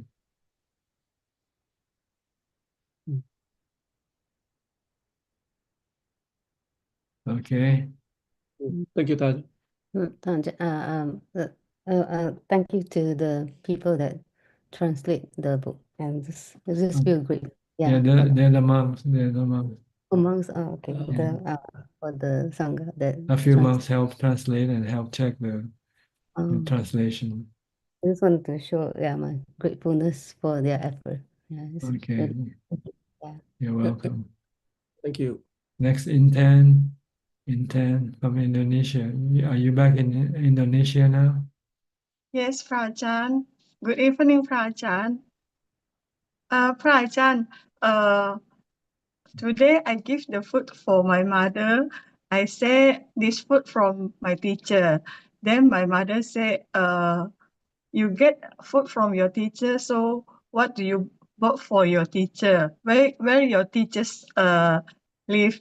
So I'm happy when my mother still remember if we get something from people, we should to give it back. Yes, if you can, but if you cannot, that doesn't matter because the giver doesn't expect anything back from you. Mm. But it's good to show gratitude to somebody who give you something by saying thank you. And if the giver needs something, then if you can help that giver, then you should help that giver later on, but not right away. Not like if I give you something, then you give me something back right away. It doesn't mean that. Okay. Okay. Yes, understand, Ajahn. It means for you to be grateful and be appreciate for their kindness, and that in the future, should they need your help, then you should pay back. You should help them if you can to show your Yes. gratitude. Like your mother, now she's Mhm. old, she needs your help. Yeah. Now you have to look after her Yes. in return for what she did for you when you were younger, when you were a baby. She had to feed you, look after you, so you can grow up. Mhm. Now the thing reverses itself. Now she's getting old. She's like a baby now, and you're like the mother. So now it's for you your turn to look after her. Mhm. Yes, understand, Ajahn. Okay. Mhm. Anything else? No. I just want to inform to Ajahn. When I'm in Wat Yam, Ajahn asked me that I get something when I for this retreat. So I want to update to Ajahn. I think I get many progress. First about fear. When the first time I arrived at Wat Yan, and I know at there have many spiritual beings. At that time, my body until shake, but this time I can handle the fear. So when I'm in Kauchion at night and the morning, I want to know that I still have fear or no. So I turn off all the light and I sitting meditation and walking meditation outside. So I know I passed the test. You don't have any fear. You're not afraid anymore. You're not afraid of the Yeah. darkness. Okay. Good. Yeah, yes. The second, I can handle my panic attack. One day at Kauchion have many strong wind. So at that time I sitting meditation and one bee fly to my hand. I just like that and I hear the sound. So I see above, have a many bees at my above, but I still come and no react and continue my meditation. So Good. after yes, Yes, Prajan. go ahead. After you. So after I finish, I just realize, I'm not panic. Usually if I see bee, I will panic and I will run. Well, it's good news then. It means you have more mindfulness now. You're able to control your mind reaction to things. Yes. So it's good practice to keep up with your mindfulness. Continue with your mindfulness practice. Yeah. Thank you for Prajan teaching. Okay. Because if you don't continue, this thing might return afterwards. When your mindfulness become weakened, your panic can return, your fear can return also. Okay. Yeah. Good. Okay. Thank you, Prajan. Next time you should use the wisdom that your body is temporary. If anything's going to happen to your body, let it happen because you cannot control your body. It's anatta. Try to use wisdom when you face this dangerous situation. Because once you can use wisdom, then you will have no fear permanently. You will have no panic permanently. But with mindfulness, you can still might have panic. If your mindfulness is not strong, you can still have panic or fear. Okay. Okay, understand, Prajan. Understand using wisdom. Look at your body as anicca, dukkha, anatta, Yes. and let it be let it die. If something's gonna hurt it, let it be. If you cannot avoid or escape, then just you have to accept it. Okay. Yes. Okay. Understand, Good. Prajan. Thank you, Prajan. You're welcome. Next, Marco from Holland. Keep you waiting for a bit longer now. An hour and a half. Okay. We How are take you? turn getting into the front queue. Yeah, it's fine. It's actually it's good because it what I try to do is I try to pay attention to my breath constantly, and I'm realizing that I'm getting better at it and actually liking it. So I think it's actually a good practice. Okay, you have anything to report or any question? In all fairness, I'm here just to pay my respect and just say thank you. I think my questions are getting less. I think I'm starting to understand better what my practice should be about and thinking less. I do have to admit that there were some times that I was asking the Buddha before I was falling asleep if I was priest, could see some of my previous lives just out of curiosity. What was said earlier about the dreams being maybe some previews about future lives. I really hope that's not the case because I've been dreaming a lot about work. I actually want to get rid of this. So I hope that that's not the preview for my next life. Other than that, I think my meditation's going well. My walking meditation's going well. I feel more calmness, and I'm really starting to see the three characteristics in most of the things that are happening. It's giving me some peace, but at the same time, I feel that everything is less like shiny, more empty, and more shallow. And also seeing that everything is going away. It's spring now. You see that the behavior of people is different as well. I'm trying to stay away more from people, but at the same time challenge my own practice, which I think is going okay. Yes, you should see everything as empty, temporarily. Here today, gone tomorrow. Nothing lasts. Exactly. So they are not real in this sense of the word. They are here today, but tomorrow they are gone. We are here today, tomorrow we'll be gone also. Even ourselves, our bodies like that, like bubbles. Yeah. One of the things that really spoke to me was something that Ajaan was saying that basically the moment that it is now is everything that there is. And then everything else is gone. So you fabricate everything that it is as it is. And it's not going to stay, it's changing constantly. And seeing that makes you, it can do two things. One, it's either you accept it and let go and actually feel peaceful, or you worry about literally everything that happens. And I think that's what I understand now for the middle way. It's like, no, it's this moment and the rest doesn't really matter. So just be mindful. And the mindfulness is getting stronger because of that. If you cannot accept it, it means you don't have much mindfulness. So you have to develop more mindfulness.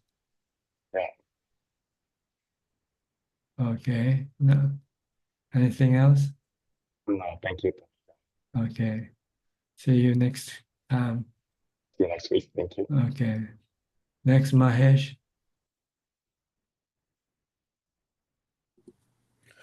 Good evening, Tanajan. So yeah, last week I was able to practice well, pull myself from those other things that were bothering me earlier on, and then concentrate more on practice. Was mostly like reading Dhamma books in my free time, and also doing sitting and walking meditation. And this next week, starting tomorrow, for 15 days, I'm going on a retreat. And so and then I'll come back after that. So for the retreat, I'm sure there'll be some free time where I won't be able to like do more of sitting meditation because I've been doing for so long sitting and walking meditation. So what do you recommend during that time when I'm not able to do the sitting meditation or walking meditations? Like mainly because going back to the breath sometimes might feel like tiring after doing so many times. So is it okay to sit and just be aware of sounds and body sensations and all of those, or do you recommend anything else? You can during that read time? Dhamma books or listening to Dhamma talks. This is on a retreat, so I won't have access to I anything. see. Yeah. So just use a mantra then. Don't let your mind drift with things. Try to hold on, keep it still. Continue with your mindfulness practice.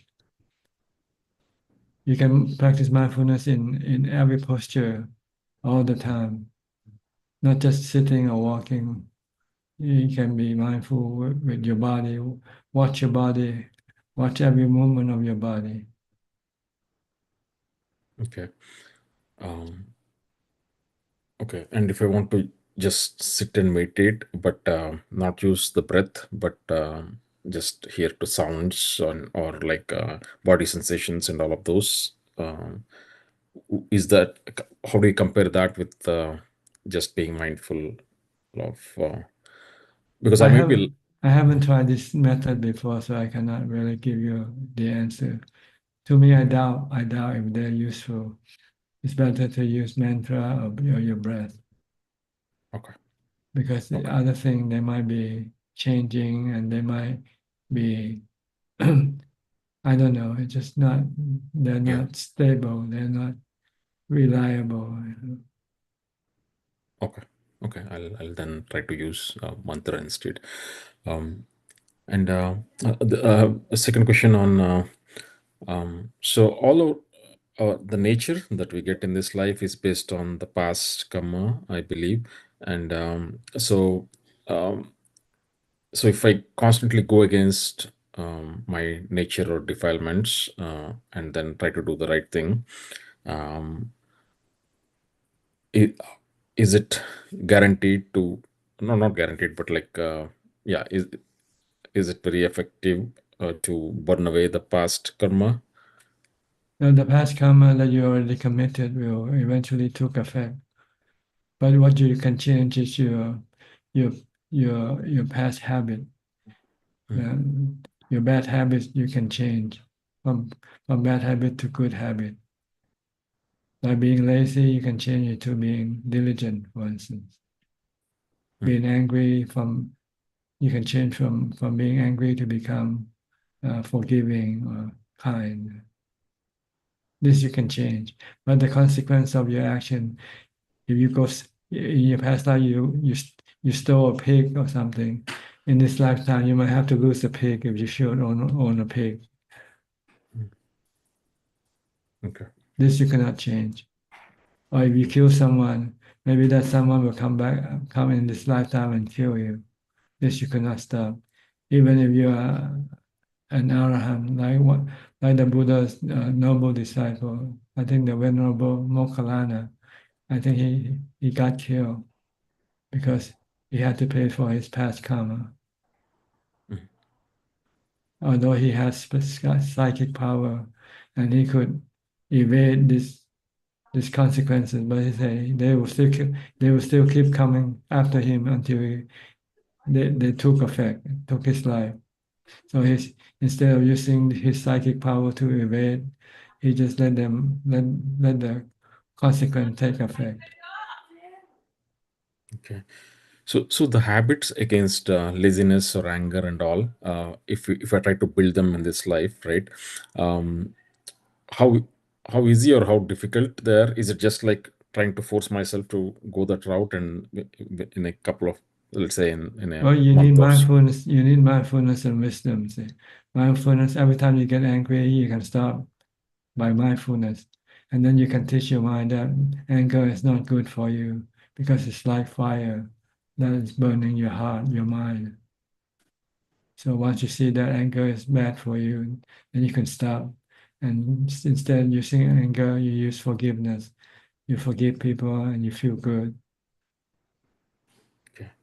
I have one last question. This is on taking care of parents, right? And when that, I know it is recommended to take care of, it's important to take care of your parents. But sometimes I feel like with my mother, she can get into some issue with my wife, and it can become difficult if I have her here with me compared to my mother being in India and me visiting. So how do I? But still, I want to take care of my mother, and then but when I bring her here, she can have problems with my wife. So how do I deal in this with this kind of situation?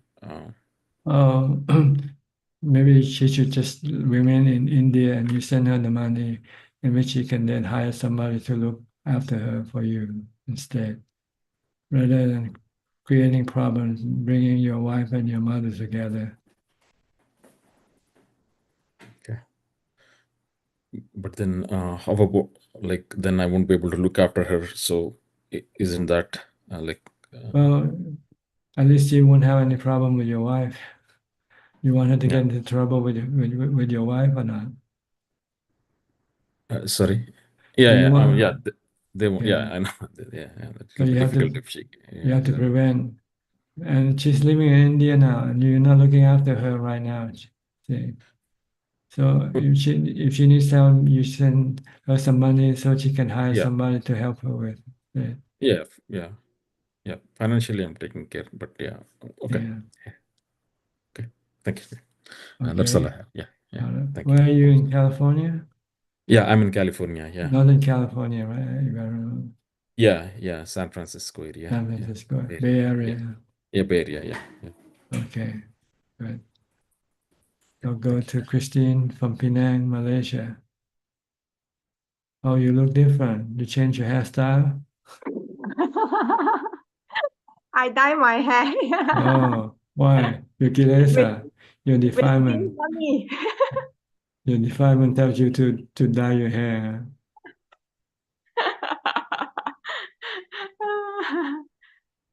So what do you get from dyeing your hair? Waste money, waste effort, waste energy, build all the kilesa. And you give in to your kilesa. You could not resist your kilesa. Because I will how do I say it? By end of this year, everything for me, I will cut everything. So before I cut, I just like enjoy at once before I go for all out. Okay. Tanajan, I'm happy to inform you that I have two good news. One is my husband is going for a short term of monkhood.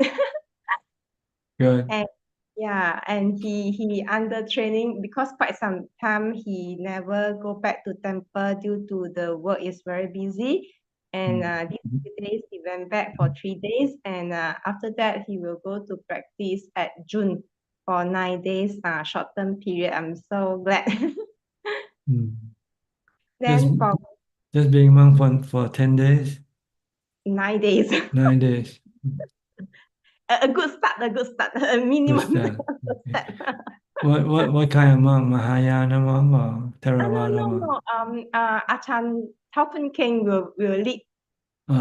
Temporary ordination for lay people. Yes, okay. Introduction courses. Okay.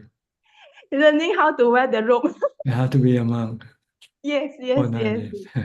Because last time we used to practice 8 precepts and we used to go to graveyard, but at least become a monkhood is once in a lifetime. I think. Experience.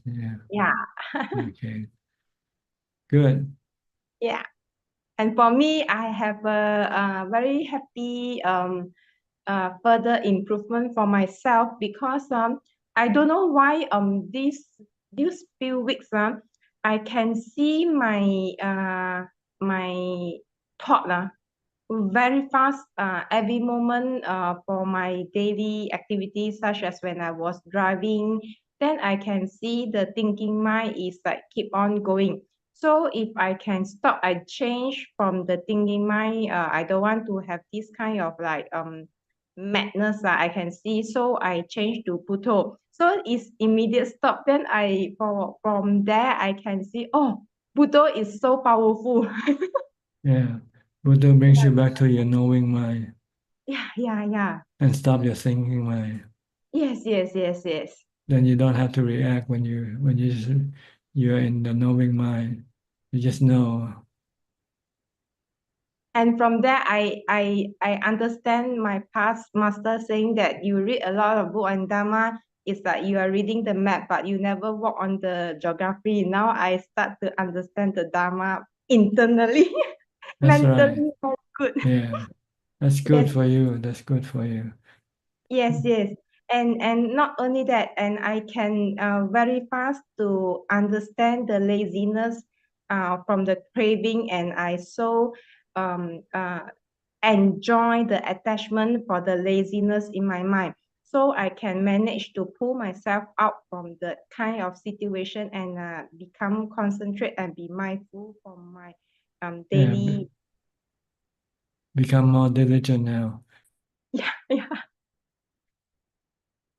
And it just come by itself. Maybe it's like kind of a long term on and off practice over 30 years on and off.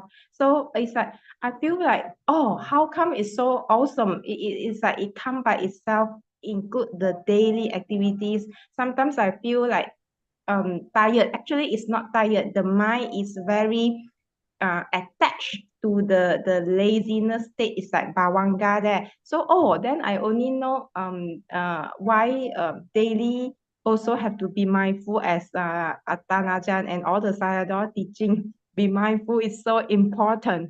Yes. Mindfulness will wake up your diligence, make the mind become more diligent. Mm. So keep developing mindfulness all the time. Yes, yes, yes. And it's so important that I see the benefit. Then from there, I see, that is dukkha. It's very, very suffer. So, like Tanajan previously, guiding us saying that, all the sensation or whatever that we have now is dukkha. Then from there, I can see, it's really inside here, the mental, it create, it's the root that create dukkha for us. Good. Now all you Yeah. have to do is stop all your cravings, Mm-hmm. like shaving your head, for instance. Soon, by end of this year or maybe next year. Why do you have to wait so long? You still crave for beauty. You still crave for beauty then.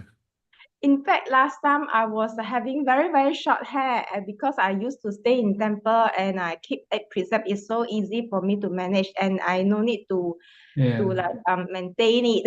That's what you should do when your husband become a monk. You should become a mechi.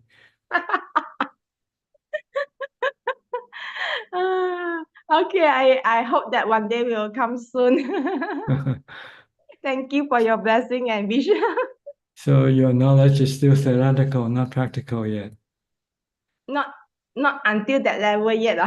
No, still theoretical. You cannot apply it in practice yet.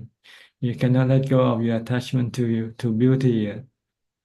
You still want your body to look good, right? Yeah, sometimes I can see wrinkle. I feel like, oh, my wrinkle is coming out, getting old. Okay. No wisdom, no anicca, dukkha, anatta. Yeah, I have to contemplate more. Okay. Okay, I will take more effort. All Thank right. you. You're Thank welcome. you. Okay. Next, Nining. Hi, Nining. How are you? Yeah, I'm fine, Ajahn. I have just back from India, Ajahn. Oh, you came back from India also? For 14 days. 14 days. Where did you go? I go to Lumpini? Lumpini, I go to Bodh Gaya. Yes, Yeah. birthplace of the Buddha. All the four And then, places. yes, all the 4 holy places and also to Ajanta Ellora caves. It's the Ajanta. Buddhist heritage. Yes. Yeah, Very it's very beautiful caves. beautiful. Yeah. Yeah. And I forget the time difference between Thailand and India. So I try to enter the Zoom at 9:30 because Yeah. India is 1 hour. 1 hour 30 minutes. Yeah, behind. Ahead, not behind. Before Yeah. Thailand. Actually, this is my second trip to India, and this trip already issued in June 2024. So it's long ago. and I spend more time in this visit at about 3 hours in Kusinara, in Bodh Gaya. So I do chanting and also meditation in the holy place. How did you find your visit? Inspiring? It's very inspiring, but this time I don't cry. You don't cry? The first time in 2014, I cry so hard in Kusinara. I cry so hard because I remember the story when the Buddha is going to be cremation. Yes. And then the fire cannot turn off on, waiting for Mahakasapa. Yes. Because I remember the friendship between Mahakasapa and the Buddha. So I'm so sad and I cry a lot in Kusinara. And your mindfulness is not strong. It was not strong enough then. Yeah, 2014, and now I don't cry. I don't cry. I'm happy, and also I have the chance to pay back when I was in Kusinara 2014. Someone who worked in Kusinara.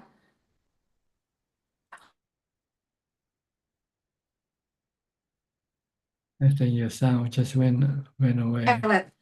Yeah, and he held my hand and we run. And then in this visit, I meet him. And I can pay back all of his kindness. I'm very happy. Good. And then actually my question has been already answered by Ajaan to Intan, because I'm thinking how to pay back my friend kindness. She is very kind to me when I stayed in boarding house when I was in senior high school, but I was lost contact with her. So I'm thinking of making merit on her name behalf on her name. Is it correct, Ajaan? Yes, you can do that. If she passed away, then you can make merit and send it to her. Yeah, but she is alive. Is it okay? If she's alive, then you send her the money. Yeah, because I was lost contact, so I cannot meet her. Well, then you can just maybe help other people instead. Oh, I see. Okay, and I will fly to Thailand this Friday, Ajaan. Okay. Actually, I have already make list for my mom what to eat, where to go. Is it Kilesa, Ajaan? Because No, you have to make planning. It's not yeah. Unless you plan it for it to be luxurious and and pleasurable. You plan for necessity. You have to have a place to sleep. You have to have a place to eat. But don't plan for luxury, or pleasurable. After learning from Ajaan, I just want to make everything based on my needs. So yeah, I learn so much from Ajaan, so that I can more wise spending my money. Okay, good. Yeah, but I want to take my mom doing culinary in Thailand, because Do what? culinary, eating, because she loves eating. Oh, I see. Okay. Yeah. Okay. Okay, see you soon, Ajaan. All right. Thank you for the teaching. Thank you, Buddha, for the teaching. You're welcome. Yeah. Next, Diana from King City, Canada. Namo Buddhaya, Ajaan Suchart. Can you hear me? Yes, very, very well. Yes, there's been like a lot of interesting discussion today, many different topics. I had some follow-up question. It's okay? Sure, go ahead. Yes. So actually, one question was about the hair, because at one point my hair was very short, but that time I wasn't working, and I realized that I couldn't really enter the working world because there were so many different views about like very short hair. Like I would say half the people thought that maybe like I was sick with leukemia. So then I decided to just grow it out, but just like do the minimum. And you know, like the aging has happened. So I think like more of it is graying now on some of my family. Actually, most of my family members, like my stepfather and my mother, has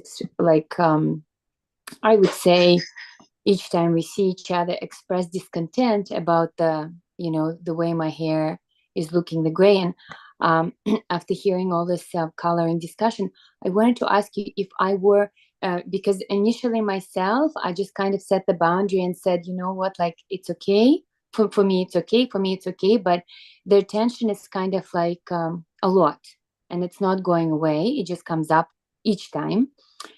Even if I maintain my equanimity, like they're not equanimous about it. And I do understand that it's just like a subject. It could change from the hair to the clothes to the food. It just keeps rolling, right? I wanted to ask you advice if I were to like color it just to kind of take out that conflict. Do you think it would be helpful, or like should I just keep going with with the natural look that I've been keeping so far? Well, it's up to you what you want from your action. If you want to please other people, then you have to do what they want you to do. If you don't want to please them, you just want to be yourself, then you just be yourself. And the hell with everybody else. Yeah. I don't know about the pleasing part unless I am not being honest with myself that I am wanting to please them. It's more like to take out that conflict, because it's pretty overwhelming. Like the first thing I arrive each time, and my daughter's there, and like she just keeps seeing like a lot of disagreements. Okay. If you do what they want to do you to do, and there's no conflict about your hair, there might be some conflict about your dress later on. Well, actually, it is like it's a never-ending contact. So I just had that thought that arose that maybe even if I dye the hair, then the next thing would be the dress, which is already there. It's like or the shoes later on, the shoes. Yes, it just keeps going. There's no end to it. Okay, Yeah. so if I dye my hair, that won't change that. Okay. Right. Let them complain. You just remain. Oh. Don't react to them. Just understand this is their nature. It's a nature. Yeah, they have to complain. It's the nature. In order for them to be happy, they have to complain. Oh, okay. That makes sense. Because my next question was like, why what is behind like when we as people, when we want to control, what is driving that control? Like how to reduce the control, wanting to control, needing to control, wanting to control. Like, is there a breaking point where we can inject? People have a certain perception, of things. People, we all have a certain perception of things. We expect things to be like this or like that. So when they're not like this or like that, we become dissatisfied with what we see. Okay, I guess the example that I'm giving, like let's say, like I'm gonna just use a simple example with my mom. Let's say like she's asking what we ate, and I said we ate some bread, and then right away she would say, "Oh, bread, that's not so healthy. You need to eat this and that and that." So then the next time I just want her to feel good and say, "Oh, we ate like the broccoli, let's say," and then she says, "Oh, broccoli is good, but what about the bread?" So then one friend was saying, well, just say you ate the bread and the broccoli. So I'm going to try it next. But my friend also pointed out that there's that she just needed to be in control, like somehow like asserting her control, like, and like yesterday.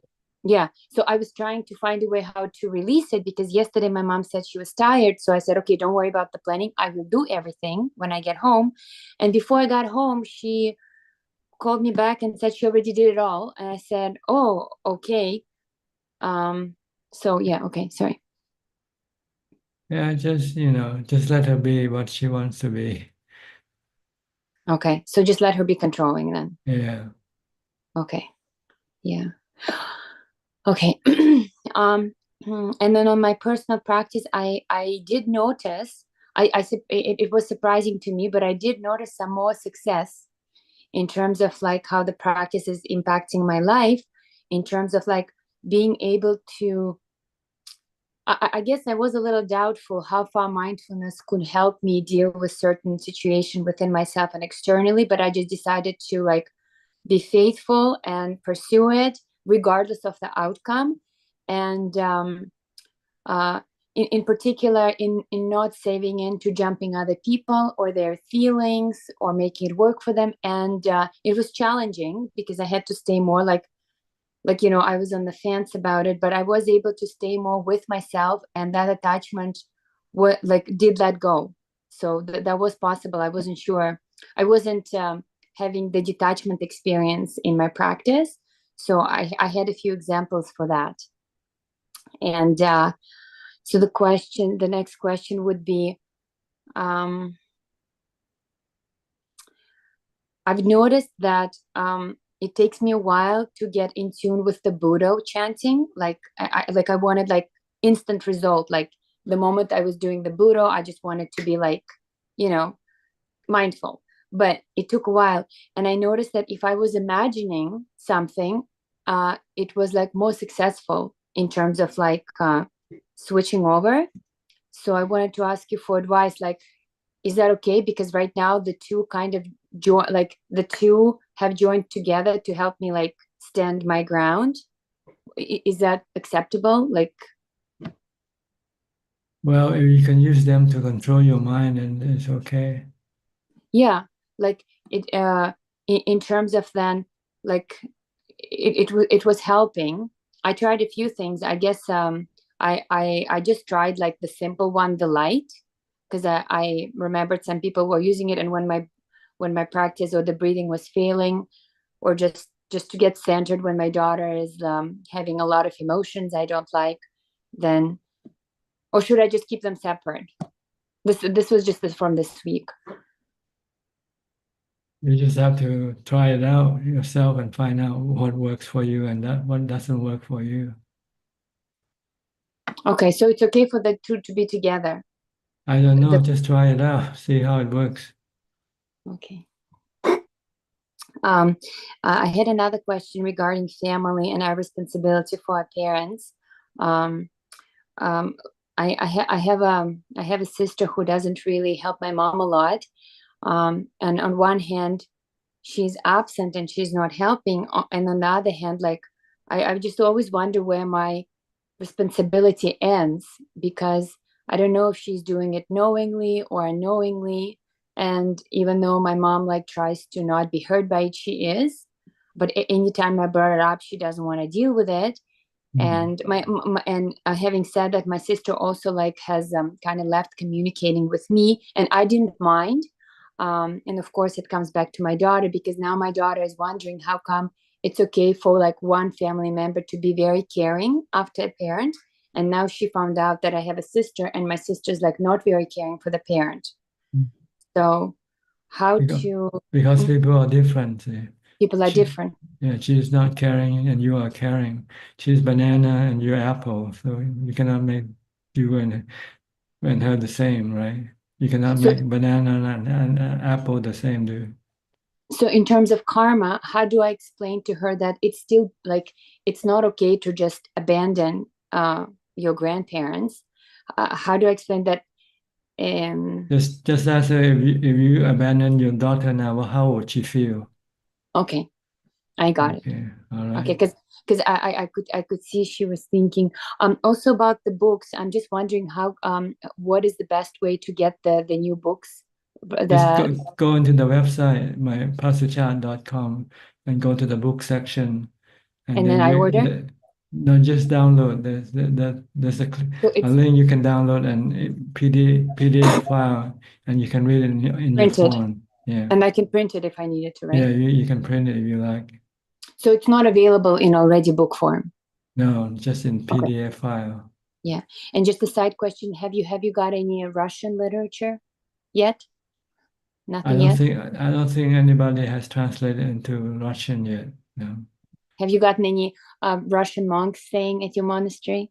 We just had a group of Russian who came last week to stay for a few days, and they asked a lot of questions in English. But there's a translator who translate them into Russian for others who cannot speak English. Okay. But I don't know if they will print those questions into Russian or not. I don't know. Okay. And then some more question about the children. In terms of like my daughter and I, we go to the monastery and then we take the 8 precepts, and it's very new for this particular North American culture. So my question to you, like, how many days do you think? Well, I guess for Thailand children, what age do they start, and how many days can they adapt? Well, usually during the weekend when they don't have to go to school. That's so they can do 2 days. Yeah, that's enough. Because Okay, you don't want to put too much load on them yet. They're still Right. young. Mm-hmm. You just want to sort of introduce them to Buddhist practices. That Mhm. maybe eventually when she grow up, then she can pick it up herself. Mm-hmm, well, I will save some other question for next week. Okay, good. Because we're running out of time. Yes. All right. Nice talking to you. Yes, very happy to be here. Oh, and today my daughter joined us for half an hour and she was so happy. I do need to translate to her a little bit because of the accents of different people, but she was so happy. Yeah, that's why I'm asking for the Russian, because I think she understands more in Russian. She can like return to English. Yeah, thank you. All right, you're welcome. Next, Tommy from Australia.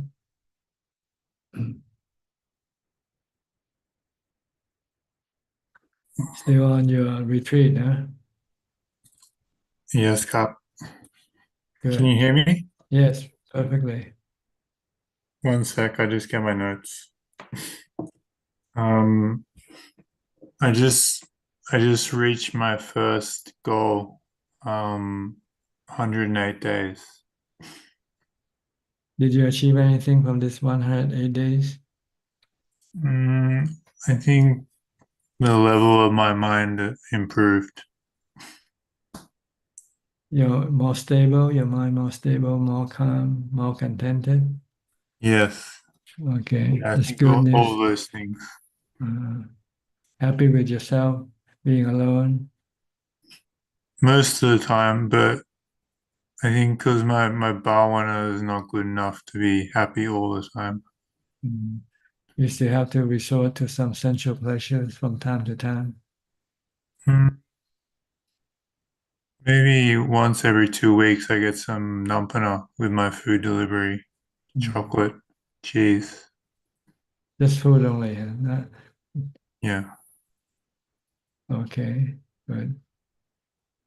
I'm thinking about determining to try and do another 108 days. I was wondering what you think. Good. The more you can do, the better it is for you.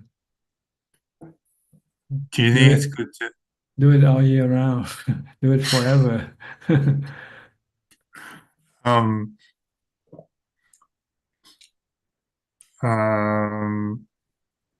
forgot my question. How come you left being a hermit when you were a layperson? Oh, because I ran out of money. So I have a choice of either I go to work and feed myself or become a monk.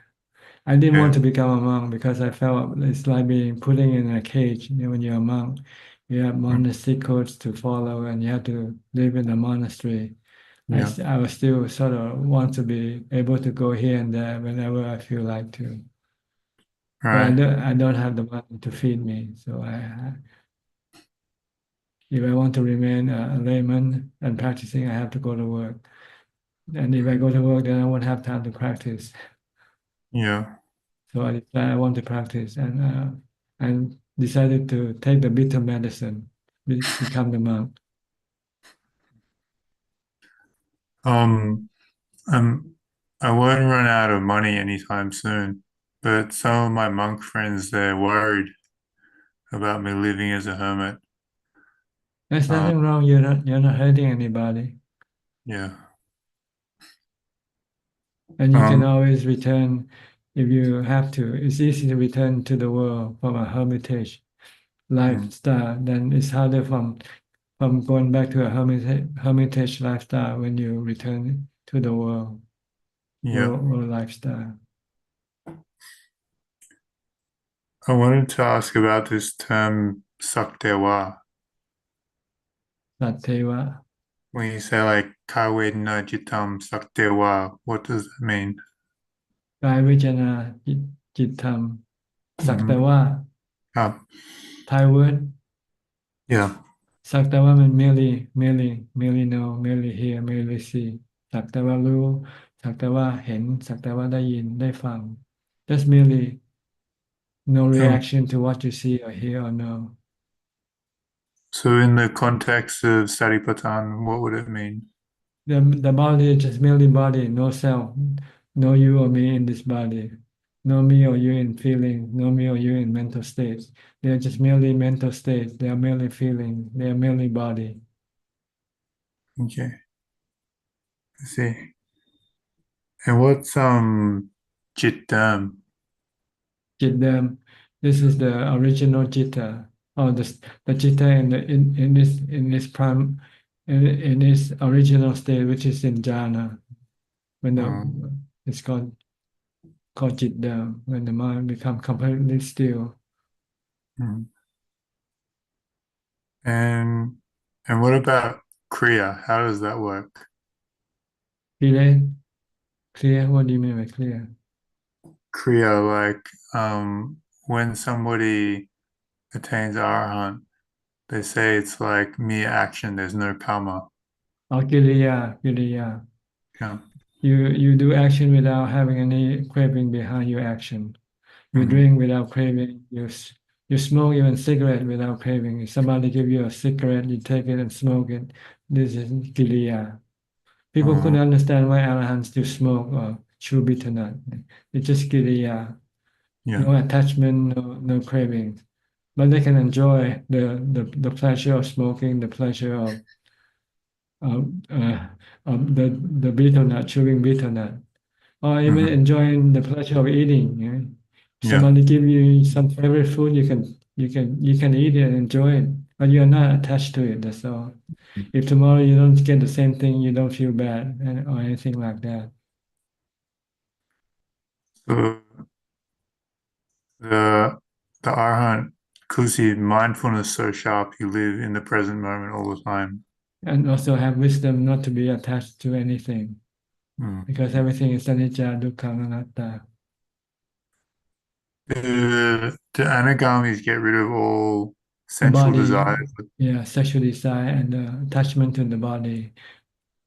Life. What about food and seeing like a nice mountain or a sunset?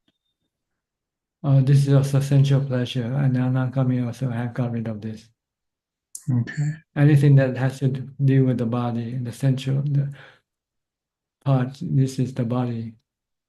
But he still have mental issue with his mind. Sometimes mind is still restless, agitated, or angry, or crave for something. So anagami still has anger. Yeah. Still have some remaining craving left, craving for the spiritual thing, not the physical thing anymore. Oh. Okay. Craving for jhana, craving for rupa jhana, craving for arupa jhana. Yeah. Attachment to a self. We still have a attachment to this view of a self. But this is more mental, not physical. I see. Okay. I was gonna for my last 100 days, one of the themes was chant the Jina Panjara a certain amount of times. I'm trying to think of a new theme for the next 108 days. More foundational mindfulness, I recommend. Okay. You can learn just read the sutta. Read and recite it, and close your eye and chant it. Recite the sutta, using it as a meditation object when you meditate. Okay.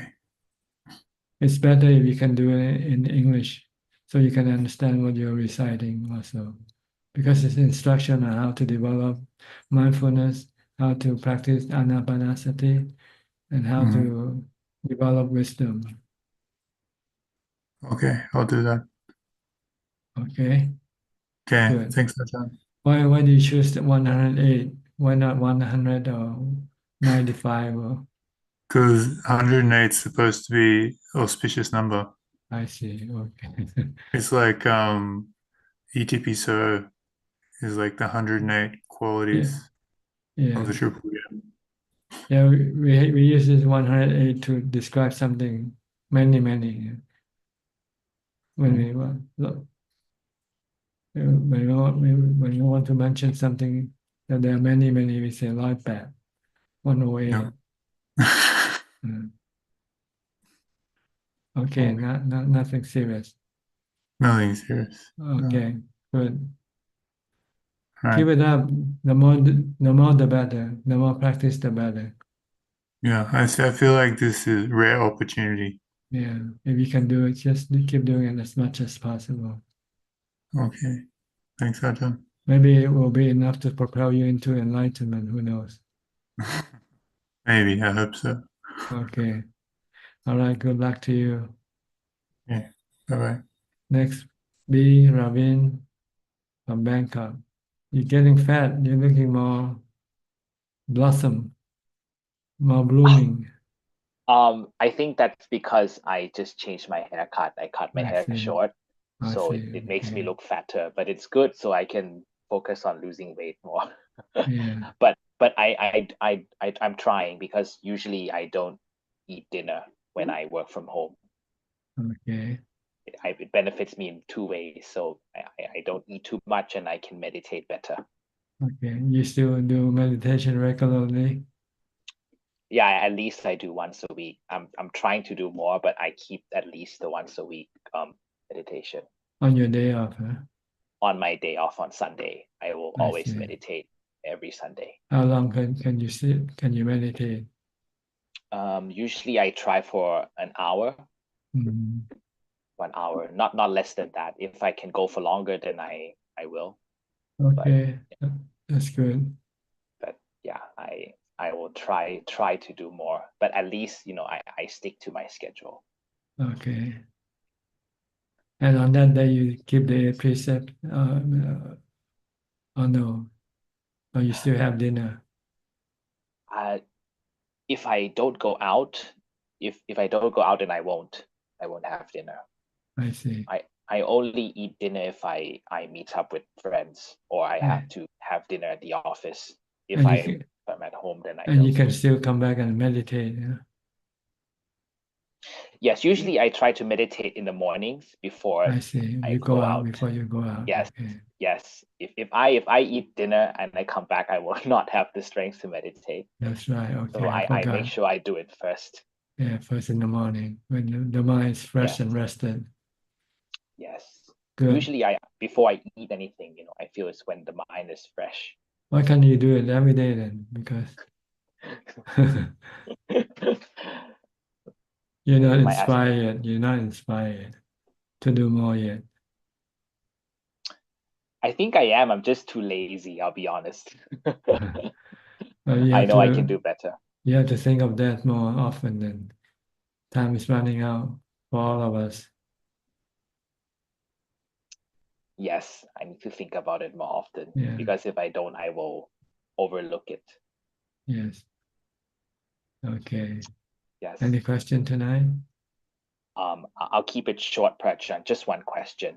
You mentioned earlier in the call about the four aggregates, the earth, fire, wind, water, and the mind being the fifth element. Yes. What are the special qualities of the mind that makes it permanent, whereas everything else is impermanent? Everything else is permanent. The other four elements are also permanent. See, the earth always exists. The water element always exists. The fire element and the wind element, they all exist. They're the building blocks of everything that we know. the building blocks of the universe, of people, human, animal, planet, the trees, and so forth. They all come from the five element, the four element, basically, without. But with human and animal, there's the fifth element that combine or join with the other four elements. But they combine, and after a period of time, they separate. So the body breaks apart, and the mind go connect to a new body again. Reconnect, disconnect, reconnect, disconnect, reconnect. While the body combine and dissolve, combine and dissolve. This is how things work. They are elements. They are elements. But we introduce this perception of people, things. It's just creation. It's just a fiction. What we know of are all fiction. You, me, being have a certain name, have a certain nationality, and all so forth. It's all the description of these four elements that we see.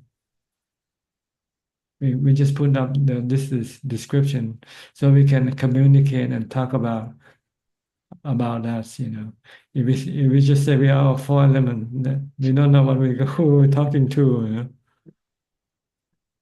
We call samuti, supposition, or role playing. Really, that's what we are, role playing with the body. But it's not real. We are not real. The body is not real. What is real is just the four elements that make up this body. They are real. They last forever.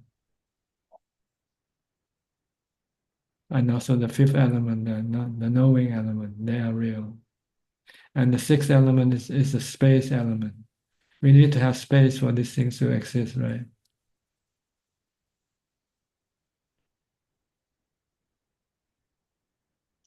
So there's six elements. Yeah, the building blocks of everything consist of the six elements.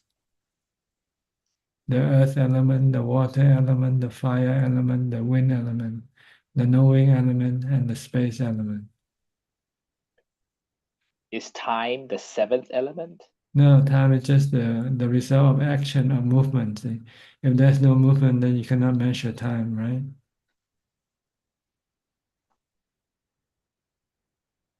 Yes, that's right. If your body doesn't change, if your body doesn't change, then you cannot tell what age it is, right? If you're born and you remain a baby all the time, every day the same. See, if the sun doesn't move, then how do we measure the time? We have to find something else to measure the time with, right?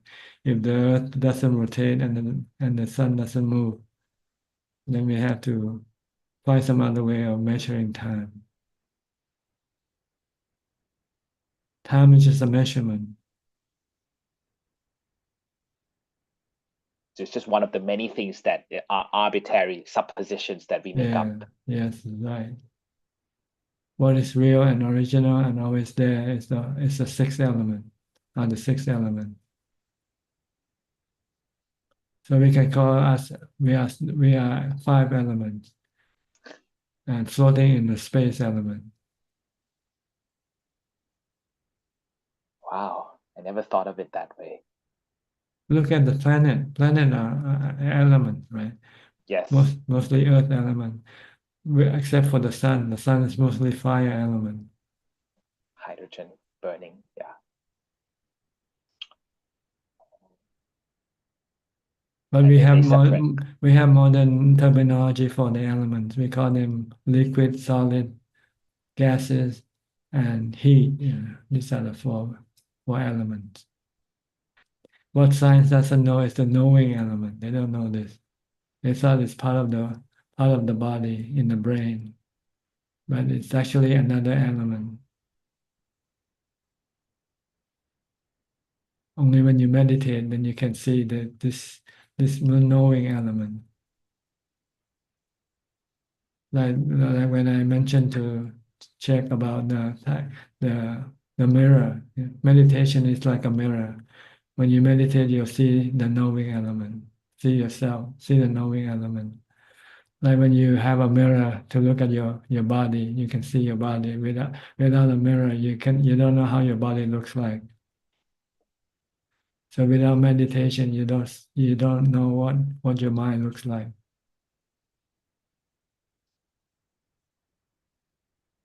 Okay, I have to go now. Yes, thank you. Next, Joe iPhone from Niagara Falls, I think, right? Is Niagara Falls in both the US and Canada, or is in Canada? Canada ครับ Oh, Canada, okay. ครับ We have Mandy Smith also from Niagara Falls. Yes. Okay, can I help you with anything?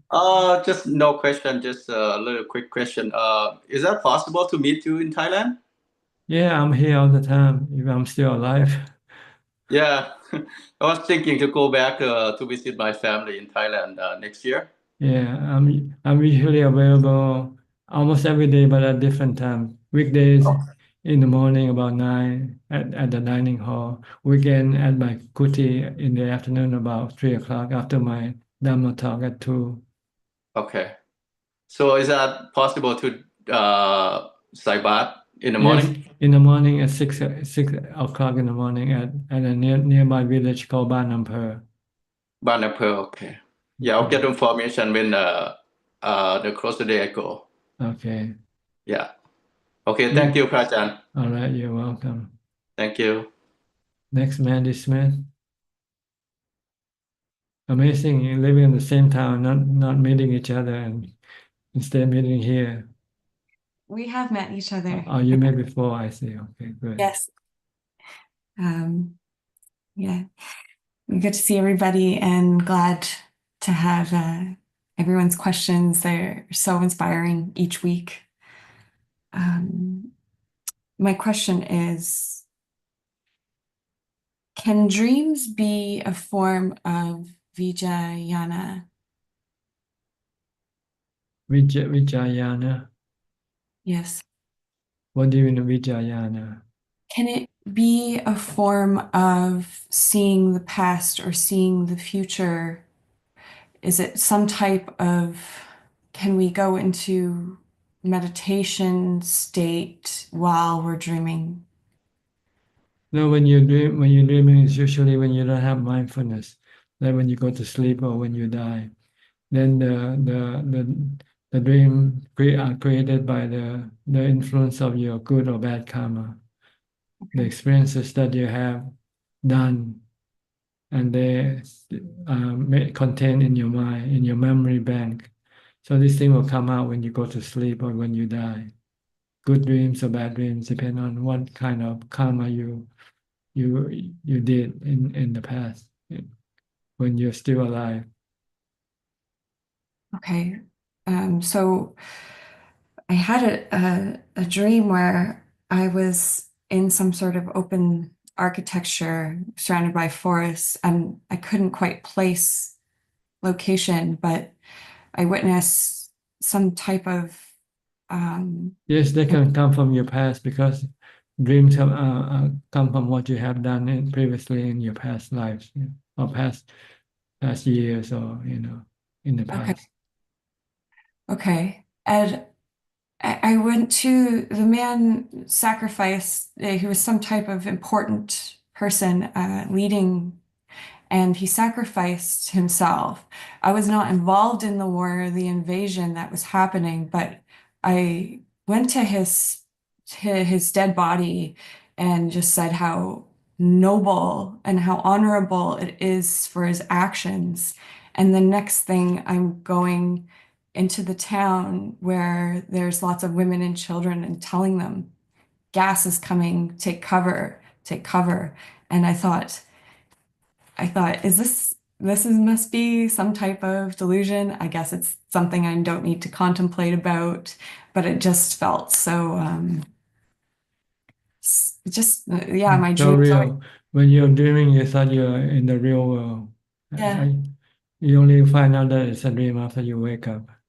Yeah. But when you're dreaming, you don't know that you're dreaming. You thought you were actually living the life, living the experience. It's so interesting. That's, I guess, where the question comes from. Is I was curious. Maybe in your past life you did a lot of war. You did a lot of bad karma, killing and. Well, yeah, perhaps, but I've never killed in the dreams. It's more of like a experience it. empathetic. Be in the action. Be part of the action, maybe. And yeah. Okay. Very interesting. Just also saying that opening the temple again this week and looking to do more of this time at Wat Ratchadam in the Niagara Falls at the Jade Temple. I'm working on a project for the manager there for women in Buddhism. I was wondering if there was anything that you would advise to highlight, and besides my own research, I suppose, if there's anything you think could be added importantly to it. In what way do you mean? I suppose, should I highlight more so the women who have been in Buddhism, or should I highlight that I think it's meant to inspire more females in the area to be coming and meditating, and I'm curious, is there something maybe I should... You can point out that men and women are the same as far as practice for enlightenment is concerned. If anyone can establish the Noble Eightfold Path, then they can become enlightened, regardless of their sex, all right? Sex or gender. Yes. Okay. They just have to have the effort to put in the practice of the Noble Eightfold Path. Okay, thank you. Don't let your gender be an obstruction to your practice. Okay. Yeah, I will stay away from so much, so highlighting But it that. might be harder for women to practice if they have to go into seclusion, because women usually cannot be alone because they can be attacked by other unkind people. So it might be harder for women to become enlightened in this regard. They're not able to go wandering in the forest being alone. They have to practice within the community, within their own community. Okay. But there were still lots of women during the Buddha's time that became enlightened. So you can still become enlightened practicing in a community. Yes. Okay.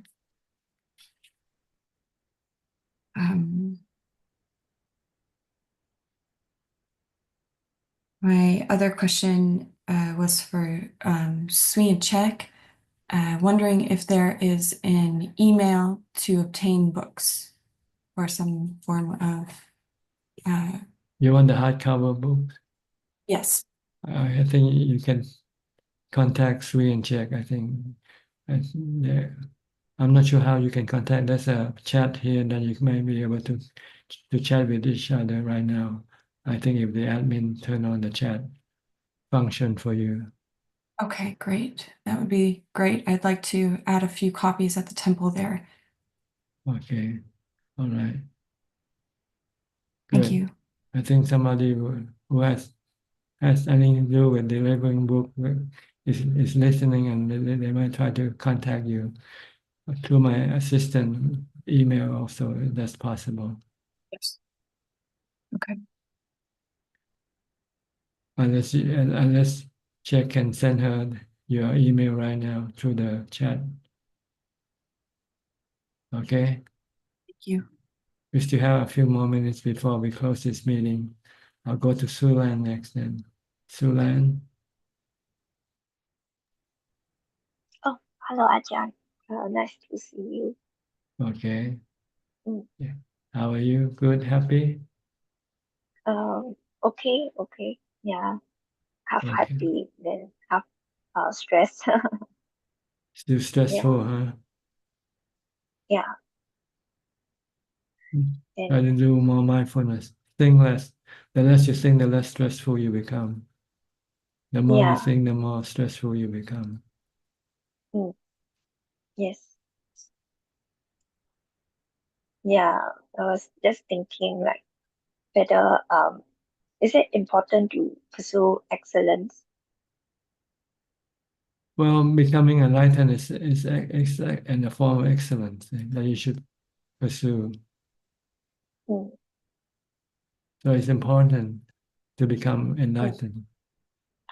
mm, okay. Then other than that, it's not as worthwhile. No, in whatever you do, you should do it as the best as you can. See?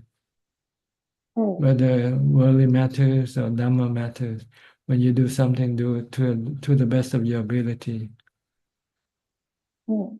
for the But best result. For the best result. mm, But if but in you, the if you cannot do it, don't be sad or don't be unhappy. oh Because sometimes we're not that smart to be able to do everything perfectly. oh, that's true. As long as we try our best, that's all we have to do.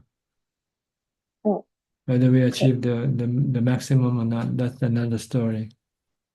Mm, Sometimes we might be able to achieve the highest level of achievement. Sometimes we might not be able to. We just have to mm, accept the fact. mm. So in the process of like trying to do my best, then what if I say things or that make people unhappy? Well, try not to Then repeat the same mistakes again. mm, okay. Mm, Or if you want uh, to be more strict, maybe you should punish yourself so that mm, you don't forget easily. See? Like mm. maybe cutting down on your expenses on luxury or buying luxury things. Yeah, that's true. Oh, All right. then, And anything mm, else? okay. So I should be more strict on myself rather than like being strict on others, right? That's right. Others that they don't whether they're good or bad, they don't make you good or bad with them. See? So you have to be Mm, strict with yourself. You make yourself good, you're the one who benefits from your being good. mm. But if it's in a team and if it's a teamwork that is like that I Well, hoping for excellence. but you cannot force other people to do things. Yeah. Okay. If they want to Mm. do it, they do it. If they don't want to do it, what can you do? Yeah, Okay. that's true. Maybe change a team, get a new member into the team, replace the the the useless team person who is not performing the best, and get somebody else to do. Oh, okay. Yeah. Oh, Okay. okay. Yeah. All right. Thank you, Ajahn. Mm. I'll go to Kunjup now for questions from email. กับนมัสการท่านอาจารย์ค่ะ We have 6 questions altogether, and we have one question from the assistant Gmail, and it's from Matilka. How hard should we push ourselves in terms of practice and renunciation? Well, as hard as you can, but not to the point where it becomes counterproductive. Is it wise to back off when we reach a point when we no longer have comfort in the practice, or should we always push as hard as possible? Well, when you practice, you have to experience discomfort. You know, this is something that is not avoidable, but you have to look at the result and look at your strength, how much you can push yourself, and what kind of result you are getting. from your practice. Because if you don't push yourself, you don't advance, you don't move forward. Like the saying that say, no pain, no gain. But you just have to know the right amount of effort you put in. Sometimes too much effort can be counterproductive. The next questions are from Facebook, and the first one is from Tan Rainman. Ajaan, what do you do if during meditation you keep seeing your own skeleton? Ignore it. If you want to enter to jhana, you have to focus on your meditation object only. The next question is from Aun from Malaysia. I heard from one Ajaan about his own experience on how he can enter samadhi easily, but suddenly after a few years, he said his jhana suddenly disappeared. He said his mind felt dukkha after he can't enter jhana and tried to find out what the cause is that he cannot enter jhana again. After a few years, he cannot find out the cause until he met one of the experienced forest Longpa, and Longpa told him that jhana is also anicca, impermanence, and to try other tactic practice of awareness all the time. After the Ajaan followed this Longpa's advice and practiced mind awareness all the time, then the Ajaan just realized even jhana is also permanent. Can Ajaan please explain whether the jhanic state also suddenly can disappear and be impermanent? Satu. Well, all jhanas are temporary. See. You practice mindfulness, you meditate, then your mind enters into jhana for a certain amount of time. Then after that, you come out of jhana. Then the jhana disappears from your mind. So if you want to have more jhana, then you have to meditate more. But you cannot have jhana as a permanent thing. It comes and goes according to the amount of meditation effort you put in. The next question is from Deborah Jonas. Namaskaran kaท่านอาจารย์ I bow at your feet. Greetings from Toronto. My employer said that I can either return to work or resign. I have figured that I have enough resources to take an early retirement. Why do I feel fearful of resigning? Thank you. Because when you work, you have something to hold on to for your security. When you're not working, then you have nothing to hold on to except the money that you have saved, which might steadily become decreases, and so you don't feel secure with the amount of money that you have. The next question is from Minnie Pool. Dear Ajaan, if someone is successful and have a very happy life, how could we advise him to incline to Nibbana? Thank you. Well, if they're happy and they don't ask for your advice, then there's nothing you can do. Just leave them alone. It is said that all arahants have perfect mindfulness, but why they have different extent of memory? And it is heard that even some renowned Ajaan who is believed to be an arahant suffers dementia. Can you please explain this? I cannot speak for anybody, but I can say in general that mindfulness, if you have mindfulness, you usually don't become dementia, But if that person becomes dementia, it might mean he might not have that level of mindfulness yet. And the last question is from Tanik. Does the self arise and cease? The self came from your imagination, from the mind's imagination. When you meditate and when you stop all the mental function, then the imagination disappears, and the self disappears with your imagination. That is all, Ka. Okay. Okay, that's about all we have the time for tonight. Thank you for your company. I hope this meeting is useful and can help you advance in your practice. In the meantime, please stay safe, be mindful all the time, and practice as much as possible. And if all goes well, I'll see you all at the same time next week. Thank you and goodbye. Sadhu, sadhu, sadhu. Thank you, Amin. Good night, everyone. Thank you. Good night, Ajaan. Hey, everyone. Thank you, Ajahn. Thank you, Amin. Good night, everyone. Thank you. Good night. Thank Good night, you. everybody. Sadhu, sadhu.